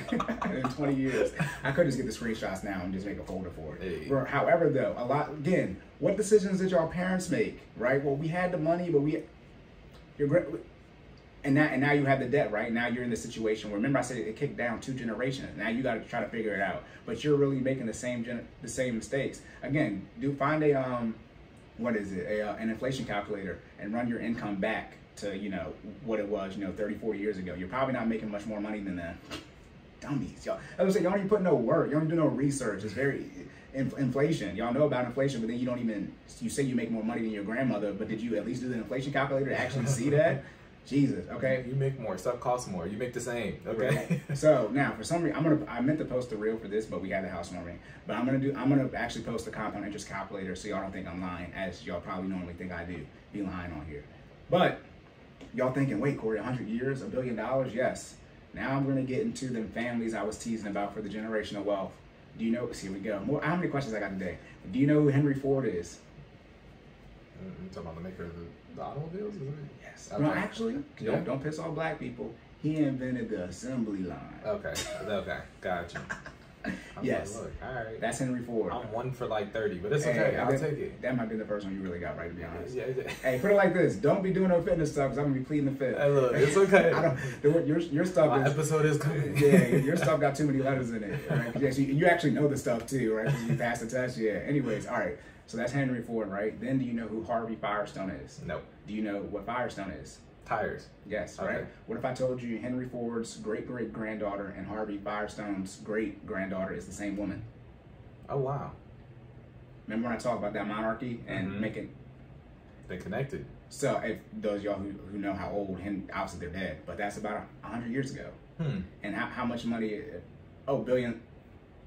Okay, now, don't play with me. Don't play with me. Now, here's the one that made me real upset. So, I know you know the Rams. Okay, I remember when the Rams were moving from St. Louis to Los Angeles. However, when I was watching Info Network a lot, when the Colts moved from Baltimore to Indianapolis, they just ran that a lot. And they made it very clear that the fans didn't hate the owner. They were just mad the team was leaving. So, I referenced that to when the Rams were leaving St. Louis to Los Angeles. They said the fans really hated the owner. I'm like, why do they hate the owner? Like, what's the issue with him? So I looked him up. His name is Stan Kroenke.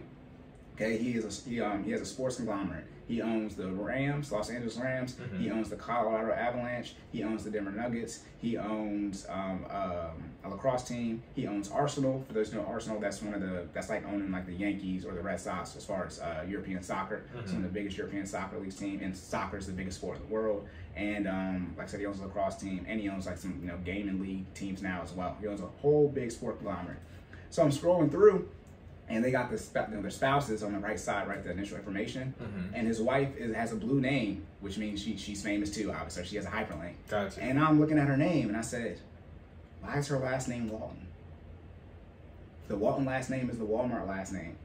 Corey, did you just say someone who owns the Rams is married to someone who is a Walmart heir? Yes. Now, hopefully they just got married. Nope, they've been married like 40 years. And they got all their kids the same.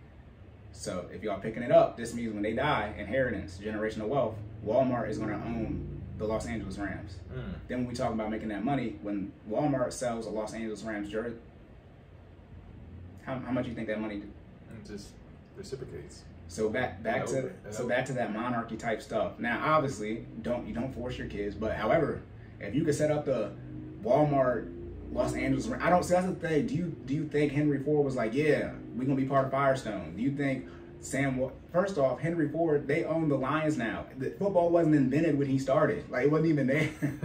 Okay, and I don't think Sam Walton was like, yeah, we're gonna make sure we got some sports teams. Now you have to have it set up different. Technically, his wife owns the Denver Nuggets because they can't have owners, across leagues unless you get grandfathered in. But yeah, Walmart is gonna own a whole bunch of sports teams, and probably next.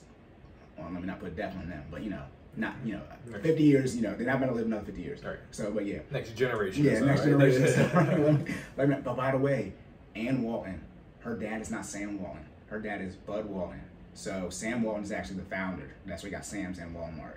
So her uncle is Sam Walton. So them $50 billion that I said for net worth, those are her first cousins. Her net worth is like $10 billion. Gotcha. Hold on. The first cousin got $50 billion each, 3 of them, and then the other first cousin got $10 billion and they're married to a sports conglomerate. Come on, y'all. What? How y'all gonna compete with that? What are we doing? Y'all taking vacation? Please. That's what people complain. People will complain. Oh my goodness, how do we compete? look, make your kid marry somebody who got some money. Because that's what the quote-unquote man is doing to you. Okay? Shouldn't they be in love, Corey? No, marriage is not about love. Marriage is all about business. But I'm not married. I am single. Again, don't put me in this position. We will clear this up, though. I was being funny. I know you're being facetious. Hey, you said your wife said that. She said it's a business. You better believe it. Hey. Oh, my goodness. But, okay. So, in the end game, we're about to wrap up here soon. So, in the end game, okay, is actually not to really start a business, quote-unquote. Okay? It's actually about acquiring and merging businesses. Okay, remember how I said Walmart, they didn't start the sport conglomerate, right? Ford didn't start Firestone. They merged or got acquired together. Obviously, that's, via marriage or law, right? That type of business transaction, the easiest one. We ain't got to pay no taxes. Spouses don't got to pay no taxes when you pass away. We'll get into wills of trust in a little bit. But what did Google do, y'all? They just bought YouTube. Why? They didn't make it. Why? You get to the point where you start acquiring. Remember, I said it's not about playing the best victim card. We buy assets. You want to get to the point where you have enough capital where you can beat Facebook and say, how they just posting pictures on Instagram and taking away our traffic? We got pictures too. All right, we just buy them. All right, and then Instagram's competing with Vine now, right? It's like, wait, y'all want videos? They were. They were. Y'all want videos? I said this. I got it down. I said whoever does videos and pictures is gonna win, and Instagram did it first. And they were some jerks too. They did 15-second videos. That's the first thing they did. So they did double plus a second. Why? Like what is? So you want to, and this is not for everybody. When I talk about y'all comparing against our competitors out here, you want to get yourself in. When you're investing, you're investing buying other businesses. But for those of you who are truly into your entrepreneurship mindset and really getting out here and grinding, don't think that you have to do everything on your own the entire time. Get to the point where you can actually have some liquidity and you can start buying some other businesses that are going to do well. Again, Google bought YouTube. Again, they always say this, YouTube is the second biggest search engine. YouTube and Google's the same thing. The people say this, YouTube is the second. What happened is every time you go to Google and type in a video, or a video popped up, it was YouTube, so they just bought them. Simple logic, right? Facebook and Instagram, they was like, well, they just have just the pictures and people like that. We have Pinterest, right? Those type of things. They're like, okay, we'll just buy them. Let's buy them, right? Why don't reinvent the wheel, right? Start, if you can put yourself in a position to start buying things, that's what you want to do, because that's what you do with real estate. How many people get into real estate to buy new construction? The house is already built, the business is already built, the business is already there. Okay, and then on top of that, where you want to be liquid, 2008 market crash. A lot of you probably ended up investing. You heard what Warren Buffett said, and what's the guy, the owner of the Cleveland Cavaliers, Dan Gilbert. They said, all right, the economy's crashing, real estate is down. Let's buy up all of Detroit. I'm sorry, what? I thought the economy was bad. Nah, it's cheap. It's gonna go back up. Your sons of bitches. Now I see why y'all can't wait. That's why they say it's just on sale. The economy does not crash. It just goes on sale. When the economy crashes, that's the Second Amendment right thing I be talking about. But it just goes on sale when it goes down, which I needed to do. I'm trying to make a play. Yeah. I just needed to go down just a little bit under 400 so I can get in there. Hey. Okay? Go as low as it wants to go for me, but I would like for it to get in under 400s. But yeah, you want to be in a position where you have the liquidity to make a play when things go for cheap. Okay? And now we're talking about the families here, so I'm talking about trust and wills. Should you get a trust? Should you get a will? Which one should you get, Jordan? You can choose one or both. Both. Okay. Yeah. Both is the general answer. 2 for 30. Yeah, 2 for 30. 1 for 15. Yes, no. Everyone should have a will. Okay? Everyone can get a trust. However, most people, I was talking about that $10 million estate, if you're not going to have less than that, most of you probably will not need a trust. A trust is a lot more to manage. All of you need a will. Everyone might not need a trust. Because most of you, your assets are going to be essentially your retirement and one real estate property. And you just split that in half amongst your children once both the parents die. Excuse me. However, for those of you who are going to get that 10 million plus, you're probably going to have a trust, and you can have preferably a living trust and a revocable trust. Revocable means that you can change it. Irrevocable means it can't be changed. And a living trust means while you're living, you're still the trustee. So you are actually managing it yourself. It's inside the trust, but you're the manager of it, versus having something, like I said, on power, where someone else is the manager of the estate. Let me say this. get with the estate attorney and estate planner when you're doing any of this stuff. Because I am not one of those, so don't take all of this to heart. Obviously, get with a professional from an estate planning standpoint. Everyone needs a will. Most people should look into getting a trust. The great thing with the trust is the more assets you have, the more it becomes a necessity to have it. So you can do your trust research as you're building your assets. This is the work y'all gotta put in and stop going on vacation. You can do 2 for 1 here, okay? You need the will. The will is mainly for we die, and our children are under 18. Who is the guardian? Right. Okay, because when you have assets in a will, you have to go through a probate, which is when it goes to court, and that's when people come out of nowhere talking about, well, this is my money and I need it now and things of that nature. However, with a trust, it bypasses all that. So you can just say, all right, this person gets this amount of money, this person gets that. You don't have to do a probate with it. Okay, now life insurance doesn't go through the probate, so you don't have to worry about that as far as, whoever your beneficiary is, they'll just get that even if you have a will and not a trust. Life insurance doesn't get lumped into that. Gotcha. Okay, so again, everyone needs to get a will. Everyone should have a will, but trust would be as you're building your wealth, as you're getting more assets, or as things are more complicated. Again, speak with a professional, look into getting a trust, and trust is a little bit more expensive as well. And then you can get trust for cheap, but you're usually going to need an estate planner for it, which costs more money than just managing it yourself, which obviously. But we're going to speak it into existence for us and our community, Oh, so yeah. everybody will have a will and a trust. Yeah, right? Most people should get trust. That has legal benefits and things of that nature. But again, from a true dollar amount standpoint, if you're going to looking to get over that 10 million, looking to have having that in place. Obviously, if you're still in debt, you don't need trust. And put it like this, that estate's gonna be negative. And it'll get settled one way or another. And I was talking about the joint accounts. Remember, you will if you don't have this stuff set up, right, will, estate, you will. I know that car is Jordan's neighbors out here humming. Are they on the road? Yeah. Dang, they ain't not near us. Anyways, shout out to the mics. We got the audio issues fixed.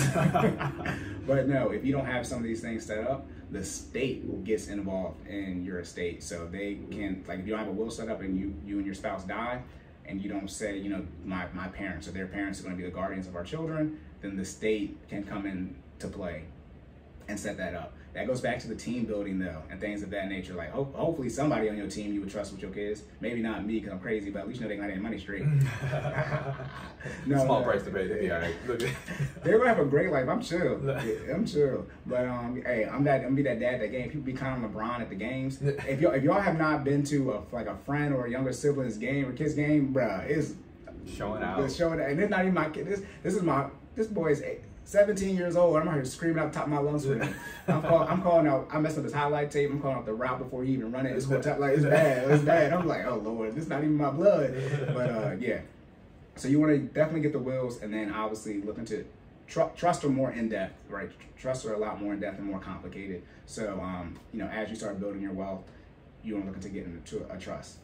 Now let's get into custodial accounts, UGMAs or UPMAs, and then ESAs and 529s. So a custodial account is when essentially the parent opens up an account for the child, a minor, and the minor has no access to it, and the parent is in charge of, or the custodian of the account, and the child is the beneficiary of it.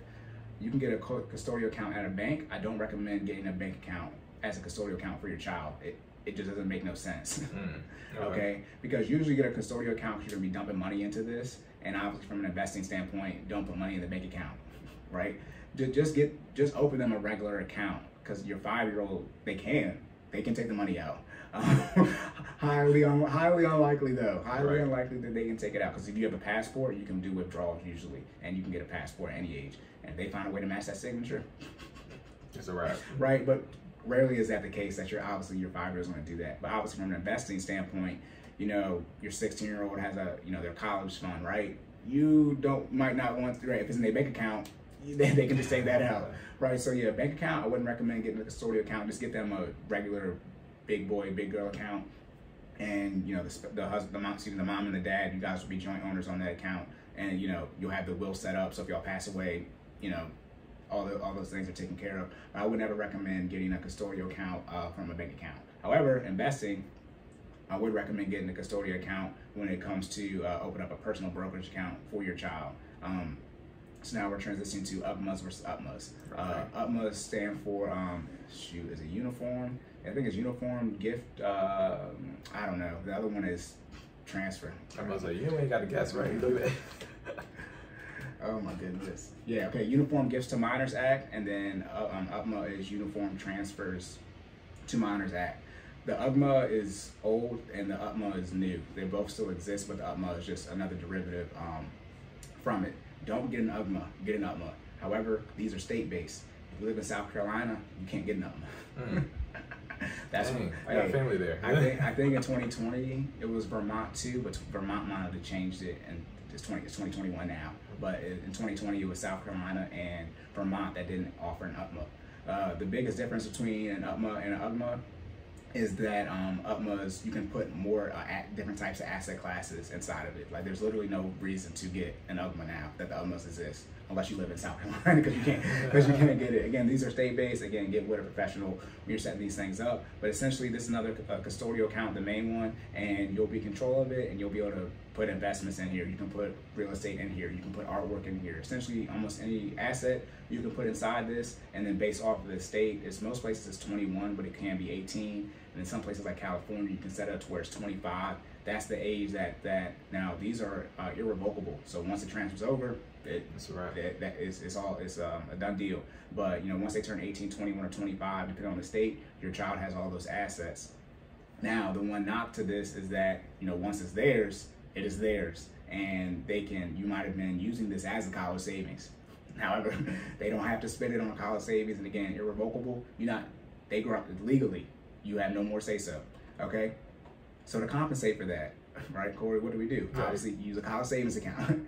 So we have ESA, Education Savings Account. Is Jordan, he's no sneeze? Not bad. Did you do it? I'm gone, man. I've been fighting that yawn for like 10 seconds anyways. Yeah, but so you have ESA and you have 529. So 529, again, tax code, section in tax code. So you can just go there and see what it is. But ESA is Education Savings Account. ESAs have an income limit. It's $110,000 for single people and $220,000 for married people. That's the income limit that you can contribute to it. The contribution limit is $2,000, which for college is not a lot of money, because that's $36,000 I need growth on, which is not where college is about to be at, right? However, you can open up multiple education savings accounts. Okay. So that you can put $2,000 in one, but you can open up more than one. Gotcha. Okay, and then a 529, essentially the same thing, except they do not have income contribution limits, and they technically do not have contribution limits as far as like $2,000. However, the gift tax limit applies here. You can't put more than $15,000 in there, technically $30,000, right, mom and dad. However, anyone can contribute money into this, so the grandparents can put money in here as well. There is a limit on how much you can put in 529s. 529s, just like UGMAs, they're state-based. Like I said before, you can get, if you live in Maryland or DC, you can get Florida 529s. You can get 529 any state. Work with the professionals, see which one is the best for your family and your children. But the most money you can put into it is between $235,000 and a little over $500,000, which hopefully is enough money for college in 20 years. But like this, it might not be. So I'm sorry if that's not it. But again, that's how much money you can contribute, not how much money can be in there. Also with ESAs, just like they're more on the, they really, I think they were first called like education IRAs. So IRAs, what can you do? Besides a simple IRA, you can invest into the entire stock market. Okay, so even though you put that $2,000 in, if you want that AMC lick, you can do that, right? You want to, right? You can want to invest in single stocks, you can. With 529s, you can only invest in certain mutual funds. Those are more so like your 401k. So you can't invest into the entire stock market. So that's a balance there. I did say before, I thought the contribution limit was $13,000. That was that $15,000 gift tax limit I was thinking of that you can put into it. And when you divvy out, you know, $235,000 divided by 18, it's $13,000. So, you know, just for an even math. So yeah, those are custodial accounts. Again, generational wealth, things you can set up for your kids. 529s and ESAs. You can transfer those over to siblings. So you have one kid, right, and they don't use all the money, you can transfer over to the other one. Or how about this? Your kid, for an ESA, all the money has to be spent by the time they're 30. You can take the money out for ESA and 529s, college savings, tax deferred if you use it for, you know, a college expense that the IRS deems one. However, for an ESA at 18, you cannot contribute into it after they turn 18. So you really only get 18 years. You can still transfer the money though to a sibling. However, once they turn 30, all that money has to either be, you know, spent, or you can withdraw it. You'll get just like a 401k loan. You pay a 10% penalty, and it gets taxed at their tax rate. However, For a 529, same situation as far as doing withdrawals that aren't college related, 10% penalty, and then the tax rate. 529s, you can keep it. There's no age limit.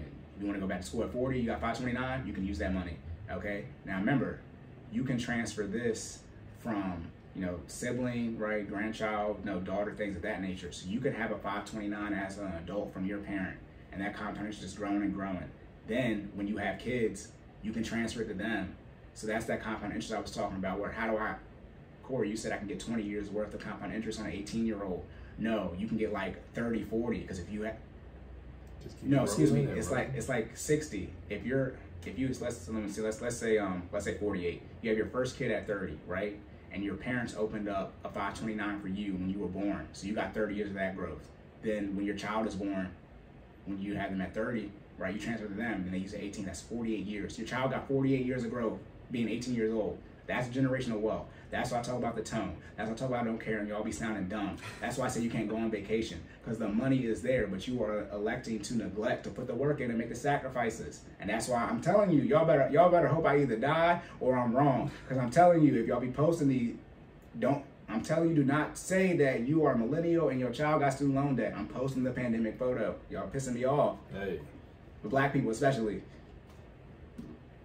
Fatality. Yeah, and hey, not just a fatality. Perfect. Yeah, I took no damage, and I got the fatality. But the nerds got that. But yeah, Flawless victory. I see you trying to play one. Nah, you good. Oh, you good? Okay. You good. All right. Now, what's the second to last section? Y'all sounded dumb to me. Okay. That's the name of the section, by the way.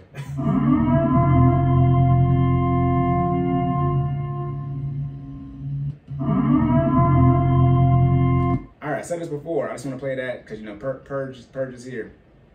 Y'all be posting people who, if you died, they wouldn't make sure your kids was fed. That's what we talk about. The first thing I recommend is what? Building a team. Building the team. Okay, now we're talking about that generational wealth, that legacy. Unfortunately, somebody on your team, maybe not your team, but on somebody's team, is going to die early. So how is it that what you want to be dispensed into your children is still going to be dispensed into them? Well, if you build a team and you have like-minded people, you have good job. See, that's the inheritance. That's the inheritance too. It's not just about the money. Okay. See. Now, how well do you know your friends? I think I know him pretty well. Okay, yeah. How well do you know your friends, Jordan? I think I know him pretty well. I'm sitting next to one of them. I think. No, all right. Would you be able to make sure that their estate is handled properly? Not that you would actually be the trustee, but would it be like, Corey, you died.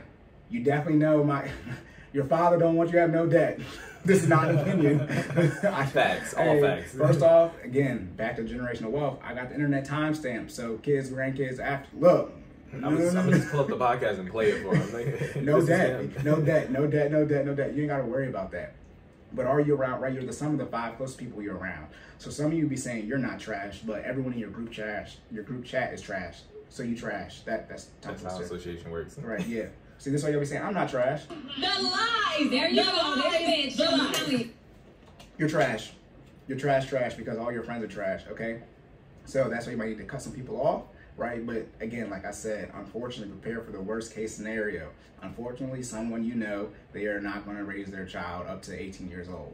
Are you in the position or putting in the work to make sure, however your friend wants to raise their children, you're going to make sure that happens, okay? You're going to make sure that happens, all right? And then the next thing is, oh yeah. You see I even put the laugh.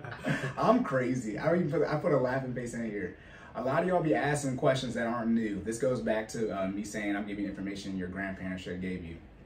A lot of these questions are old. How do I budget? What? These are things your parents should, merging finances with a spouse. This is what your parents should have taught you at least.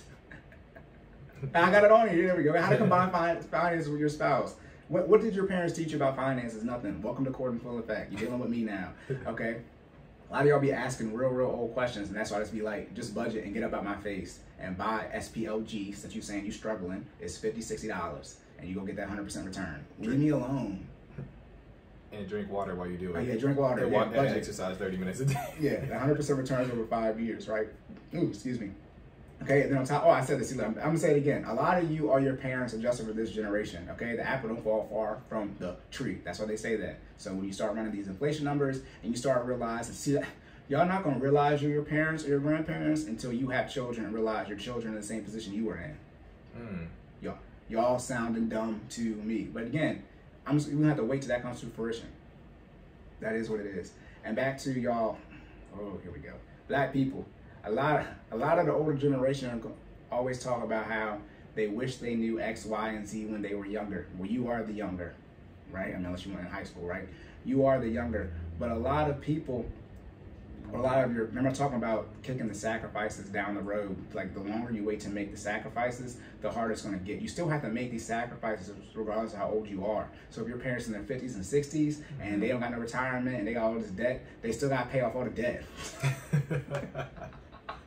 But they should have did that in their 20s. But they kicked it down 30 years. And for those y'all who have to deal with 50s and 60-year-olds and say, you still got the mortgage, you still got all this debt and your retirement underfunded, it's like, you about to hate me. Because they have the time is out. That's the one thing they don't have. And they're out of chips. They're realizing their mortality. Yeah, they're out of chips. They run out of them.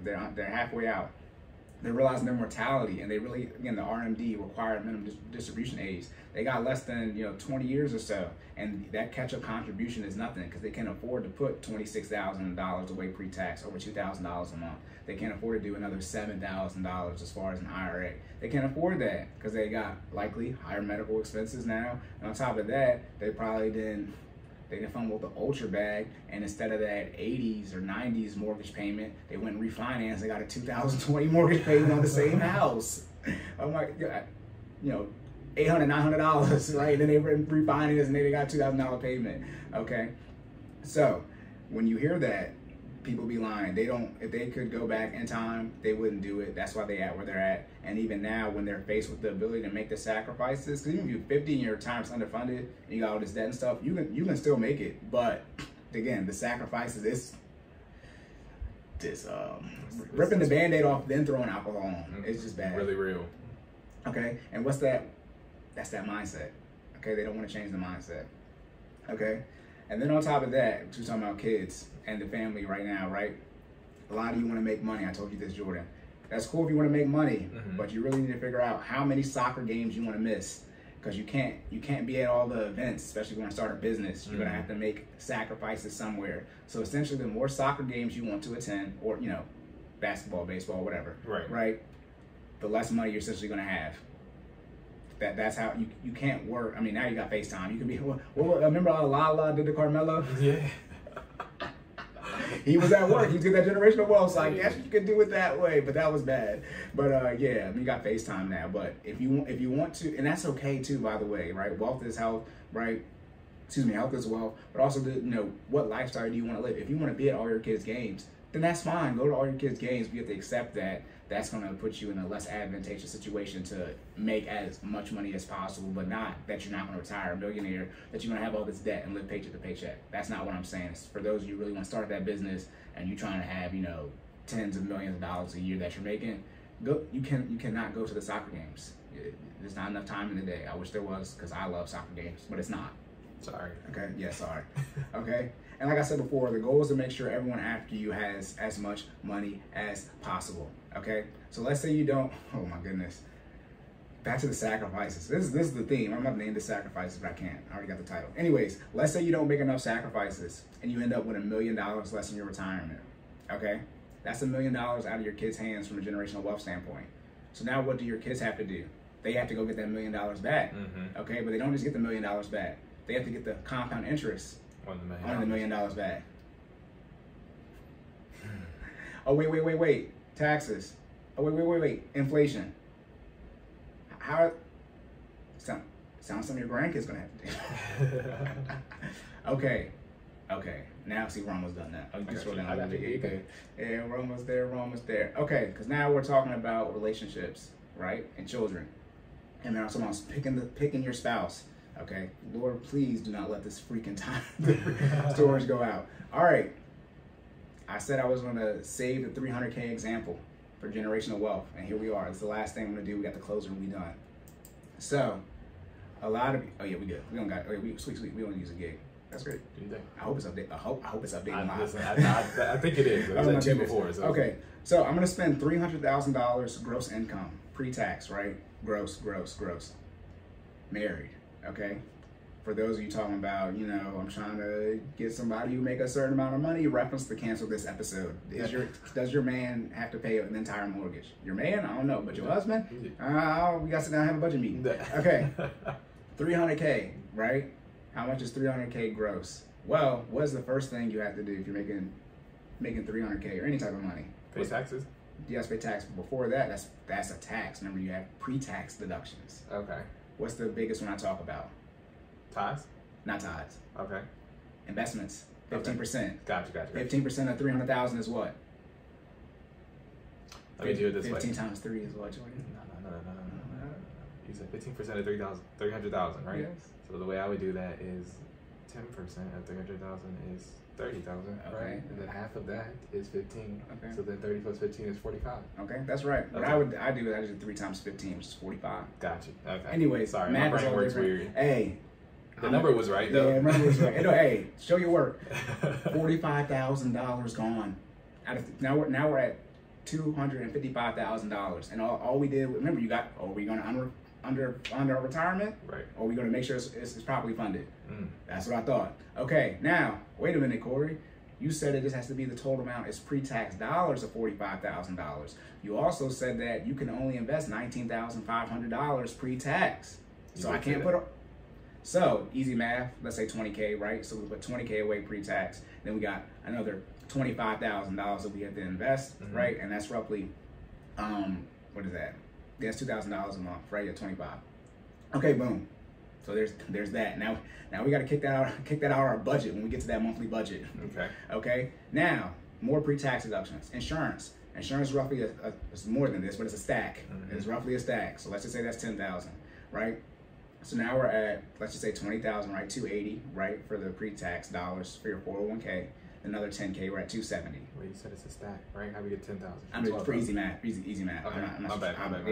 I'm actually trying to keep track. I was like, you're good. Yeah, you think? it's 12,000. It's probably like this. It's more. It's like $1,500, $2,000. Okay. Like my old boss, she was paying almost $900 every twice a month. Oh. That's it.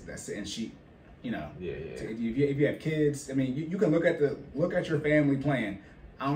Adding people costs money, like yeah. straight like that. And then if you want the best coverage, I mean, just get ready to get your pockets right. Exactly, right. So now we're at $270,000. Okay. Now let's say we have and I put all insurance. That's just medical insurance. I didn't do dental vision. I'm just doing overall that, right? Right. Then on top of that, what do we have next? We have taxes. Okay. So $270,000, right? That's gonna put you married. That's gonna put you in the 24% tax bracket. Okay. Now 10, 12, 22 are the first three. That's going to be roughly $170,000 that are taxed at roughly 14 to 15%. That's roughly $40,000. That's going to be gone in taxes. Okay, so 270 minus 40, that's going to be 230. Then we got essentially another 70K that are taxed at 24%. That 24% tax bracket, that back end is taxed at 24%, which is roughly $70,000 to $80,000 in this case, right? That's going to be another like $20,000, something like that. So 20 plus 40. So we have $200,000. Gotcha. We're at $200,000. Okay. And now, let me do this quick. 20 divided by 12. It's about it. That's wrong. It's going to be about $18,000. Okay. Now, the real number is, because it depends, because the taxes are different per state, right? In Maryland, it's $300K. You can go to smartasset.com, pull up the Maryland paycheck calculator. You're going to be around $15,000 a month if you make $300,000. Again, smartasset.com, pull up the Maryland paycheck calculator for those who think Cory needs to be talking trash, and put in $300,000 semi-monthly, and put in $1,000 just coming out for healthcare expenses. It's going to be roughly $15,000. So $7,500 to my monthly. Okay, now let's run some numbers. I'm $300,000, by the way. Ladies, you don't get $300. You know, I'm just showing you all when you're talking about I want him to make this amount of money, which I'm about to get to. Jordan got a taste of it yesterday, but I'm about to be mad. Numbers so is crazy. If you want this $300,000 man or person or household income, you got $15,000 a month. Let me run the averages. average household income is 60K, right? The average house they're in is roughly 240K. So that means people are getting a home that is 4 times their pre-tax. So if the pre-tax is $300,000, 4 times that is 1.2 million. Now, let's not say you're gonna be in a $1.2 million house, right? Let me not, that might be too much. Well, Corey, how much is the average mortgage payment? It's roughly 25% of the pre-tax. And know what that equals out to? $6,000. So your mortgage is gonna be $6,000 and you make 15, that's what the average is. So if we get two checks of $7,500, we got $1,500 left for the first check. Obviously, I'm not gonna keep doing the whole budget, but if we add groceries, right, necessities, debt payments, investments, lifestyle. If we add your groceries in here, we add your utility bills for this $1.2 million house or the $6,000 mortgage payment. We obviously already added in your mortgage payment. We add clothes, right? Family of 4, right? Wife, 2 children. What type of clothes you think your wife won't want if you make $300K, ladies? Okay. Then on top of that, we doing insurance. It don't matter because I learned that they all owned by the same people. right. But you got insurance, right? So you're gonna have car insurance. And what type of cars y'all got? The lavish, the luxury. Right. What type of transportation? But you're probably gonna have a nice car, right? Yeah. Or if your man make $300,000, will you drive a Honda? The nicest one they got. Hey, them Accords, them Accord Tourings are 40 bands. So I mean, look, it's more than some of y'all whipping these. Never mind. Use Mercedes and BMW. Use your 20K car. Anyways, with 20K car, your $600 maintenance, oil change, insanity. Anyways, so what type of car are you going to be driving? You make $300,000, right? Probably not a Honda or Toyota like you should. Okay, but then you're gonna have a car payment because if you got a car payment on 2 Mercedes, okay, then we got insurance on that, right? Then we have gas, okay, and now we're down to, I said insurance, right? We got mortgage insurance now, right? And then on top of that, let's say emergency fund already built. How about this? How much student loan debt do you need to take on to get 300K income? Are you going to aggressively, are you going to play with the debt? Are you going to always have the debt in this budget? Because we only got $8,000 left, and all I did was pay the mortgage. Then we're going to talk about other investments. Oh wait! Remember, I got to add in that that $25,000. So now we took another, let's say another $1,500 gone. So we just took I just took the first paycheck. So now you may have $7,500 to do everything but pay for your mortgage and invest in your retirement, so it's not underfunded. And you make $300,000. Most of you don't make $75,000 gross a month. So I'm saying that the money is not looking real funny right now. Okay. I'm saying that as I transition to get close into what we what do we bring to the table, more episode 9 type stuff. So as y'all can see, $300,000 is gone. It's not as much money as you think it is. In short, how much money do you need to make? Truthfully, and unfortunately, I was upset when I found this, but the average price of the area you want to live in of a home, that's how much money you need to make pre-tax. Bruh. Say it one more time. Hold on. One more time. If you want to know how much money you should make, essentially the average home price of the area, not that you live in, where you want to live, that's how much money you need to make pre-tax. So the average house price is $500,000, which where y'all want to live in Maryland. Put it like this: for those who live in Anne Arundel County, y'all want to live in the suburban. Not that you want to live there, right? And not that you like those houses. Y'all know what I'm saying. The particular area in and of itself. Y'all want to live in Severna Park in Arnold, right? The Chesapeake area. Them houses is $500,000, $600,000, $700,000. For people who live in Odenton, y'all want y'all kids to go to Crofton High School that they just built. You want to live in Two Rivers, where the cheapest home is $600,000. The cheapest is $600K. Yes, that's how much money you need, by the way. Because when you start actually putting money into your investing into your kids, and we start talking about these vacations, where it's going to be roughly, what type of vacation you going on? If your man made $300K, what type of vacation y'all going on? The nice one. A nice one. A nice one. A nice one. Okay. So this is all to say, let's not say $300K. Ladies, here I go. This is my cancel hour. My cancel the last 10 minutes. Let's talk about. I'm still on the fact that you just told me I need to make that I need to make the average for the average home price. Well, I just did it though. I'm grasping it. It's like Cory just told me I'm broke. Anyways, go ahead. Let me say this. You do not have to make $300K. You can still retire multi-millionaire. You can still go on great vacations. But when y'all be talking about, what do you bring to the table? And you put it like this.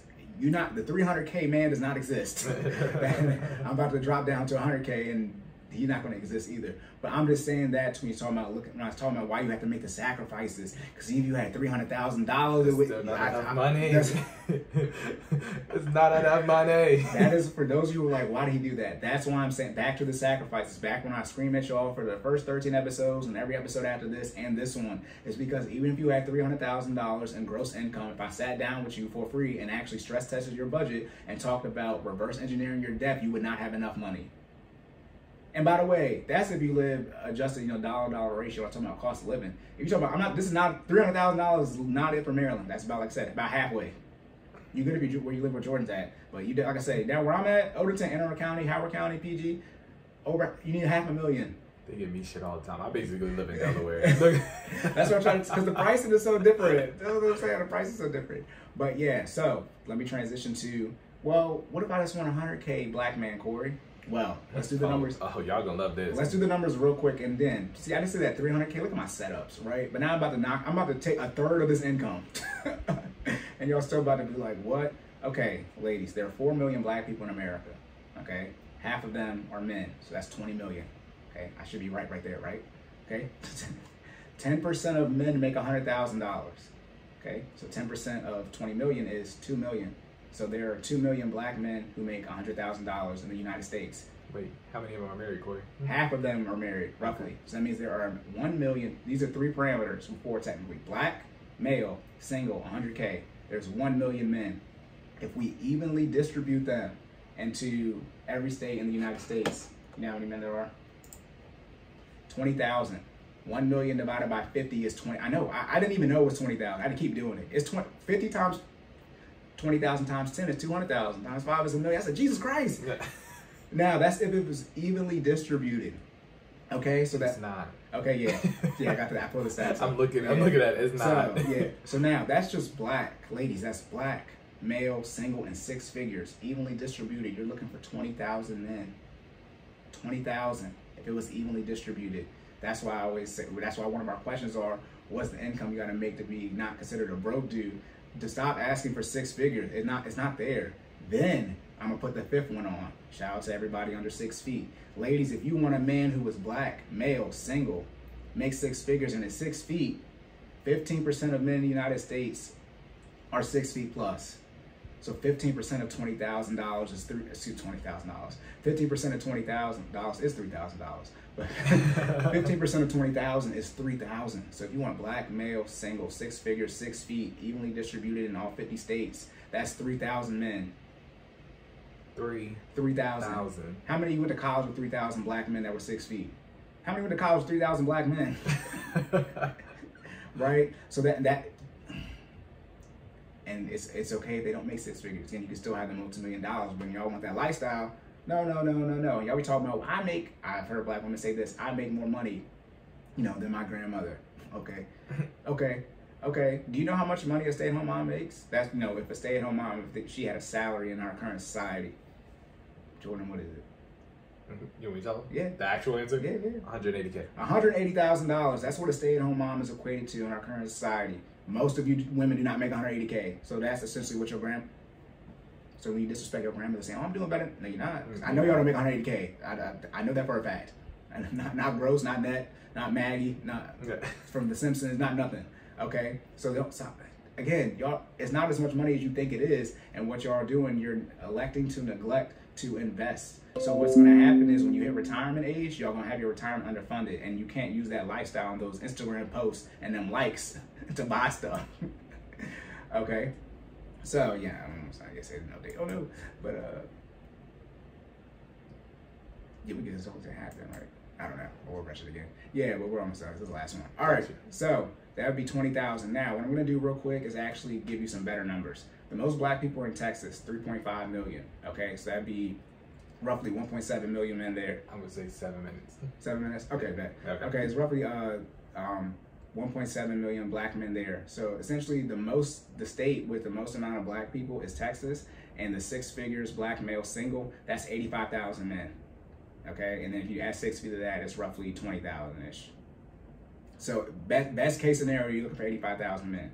And the ratio is 10 to 1, right? Because it's 20 million black women, right? And half of them are married, right? So that's 10 million, and then you just divide that in all the states, right? 200,000 women. So it's 200,000, 20,000. That's 10 to 1 ratio. So y'all be looking at these 6-figure men and be trying to tell them what to do. It's 9 other women that they just have off of the simple ratio. Now again, this is 40 million total black people. They're all not, 18 to 65 your range. So it's actually it's less than that. It's less than that. There are children in this number, right? There are people you don't want. So if you start saying he has to have no kids, right? If you start saying he has to have a sexual prowess, right? So he be Simone, he has to, he can't have a 9 to 5. She reneged on that because she sounded dumb. Right? Y'all sounded dumb to me. Welcome to the section, right? But if he has to have a particular career, if he has to, I hope no one's ever said this out loud. I don't care if he makes more money than me. He can't have less degrees than I do. What? I hope no one's ever said that, but I wouldn't be surprised, right? I got a PhD. No. So that's why y'all need to be clear on what you want, and then realizing the percentage of men that actually exist in this pool. And when you're coming to them, they're gonna look at you like you're crazy. It's because it's not that many of them, and most of them know this because that's how they got there. They're not dumb. Right. No dumb people make 6 figures. Okay, so. Again, they don't have to make 6 figures. But if you want 75K, that's 50%. Now, 10% is 6 figures, 75K is 15%. So pretty much if you're shooting anything over $40,000, you're just asking for too much. Even in Maryland, because Maryland, the average person, male, makes less than 50K. And we have the highest median income. I'm sorry. But then just to top all that off, after you add all that in, you got to make sure they what, Corey? They want you, right? Oh yeah, then the man got to want you. Oh yeah, I said this yesterday. Yeah, you can have all these prerequisites for a man, your checklist, and if he meets those, you would not be settling for that man. But then does that man want you? Look, y'all act like a unicorn don't know they're a unicorn. Good luck at trying to get a unicorn trying to choose you. Look. Yeah, no more homo relationships. Like I said, we're not running on time, we're running on space, which I can't afford now because I'm almost done. Okay, yes, and I know some men are trash, etc., but when you find the man that you want, if I brought all the men that you would not be settling for to you, how many of those men would want you? And if you talk about your income, then you getting X'd off quick. Okay, I'm on the closer seat. I'm done with it. Okay, I'm just gonna read this. Okay. All right, closer, I'm almost done. The main way to leave generational wealth: pay for a home, life insurance, DCA, dollar cost averaging. Those 3 things you should be doing at least. Worst case scenario, millions of dollars right there. Okay, don't argue with me about term life versus whole life. Don't argue with me about real estate and home equity and HELOCs and all this type of crap. Pay off the home, outright ownership, no lien, life insurance. Okay, dollar cost averaging. Invest in the same amount of money every month, certain percentage, at least 10%. Okay, I'm gonna try to talk fast, but I'm gonna talk fast because we almost done and the storage space was not looking good. Okay, you can use the option to get into real estate and use HELOCs, etc. But again, like I said, outright ownership, no lien. If you die, you still have a lien on the property. Your estate / your children have to manage that. I thought you wanted to leave it to them. Okay, now they have to figure this out. Okay, then on top of that, y'all be talking about this outright ownership, and be quick to tell people to give the ownership right back to the bank. You own your house outright, you're black, then you take out a HELOC to get another real estate property. That loan came from where? A white bank. Stop talking about these black banks. Y'all don't bank at black banks. Black people do not have enough resources to support our society as a whole. So stop acting like you be using black people's stuff because we don't got enough stuff to do it anyways, okay? Most of these black businesses are not black businesses. They are white-owned businesses. All the debt they have is to white people, and the liens are to them, so it's a white business. That's why when y'all go and destroy these properties, y'all just give the properties right back. That's a black business that you destroy during these riots and stuff. The property just go back to the white man because that's who actually owns it. So stop saying that people need to get outright ownership but then take out a loan, right, leverage, right, use collateral property that they own outright and they get that debt from a white bank. That don't make no sense to me. Okay, right, and then let me see. Okay, yeah, and doing your research, right? Y'all do a lot of research on our ancestors when they were slaves, but y'all missed the entire point that the goal is to be the master / landlord. You want to be in that position. You don't want to be the slave or tenant, okay? That's what the story actually tells, okay? Don't be the people that get mistreated. Stop trading your power, your ownership, okay? Do everything you can to get it, and once you get it, do everything you can to keep it, and then do everything you can to make sure your children and generations after you don't lose it and are able to build upon it and grow it. Boom, closer. Think peace. Think peace. I'm not saying this is the only route to success and wealth. But what I am saying is most people are not willing to put in the work to build an estate that is over $10 million in their lifetime, which is okay. take the lazy route to your $1 or $2 million in retirement. That's fine, and that's what's best for most people, 95% of people. But instead, people are out here trying to build massive amounts of wealth when that's not their role. Again, sideline Corey, play your role, okay? Nor do they have the team or mental makeup to get there, okay? Everyone can get the $1 million in their retirement account. Everyone can pay off all their debt, build an emergency fund, pay off their house and dollar cost average in their retirement. Everyone can or isn't willing to put in the work to get past that point, which is fine. First generation, just build the foundation. It's okay if your children and your grandchildren have more money than you, you selfish bastards. Y'all sound so dumb. Y'all sound so dumb, okay? Success is subjective, but a lot of you are making decisions that subject you to failure. It don't make no sense. It's okay. You're supposed to set the people up after you better than you. Legacy, your family name. Your last name is Covington. We got money over here. Sorry, no other option. Right? Your kids don't get to be what they want to be because you don't get to be broke. Hey. Okay? Be willing to make the sacrifices that are necessary to bring the change that you want to see. Stop with the excuses. Okay? Legacy, again, I just said, apologies to the future generation.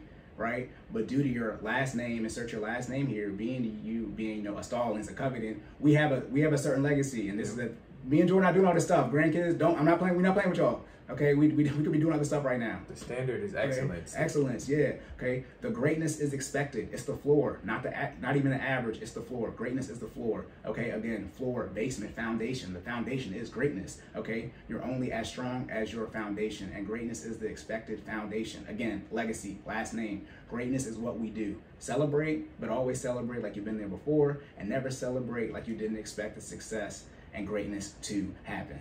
Let's go.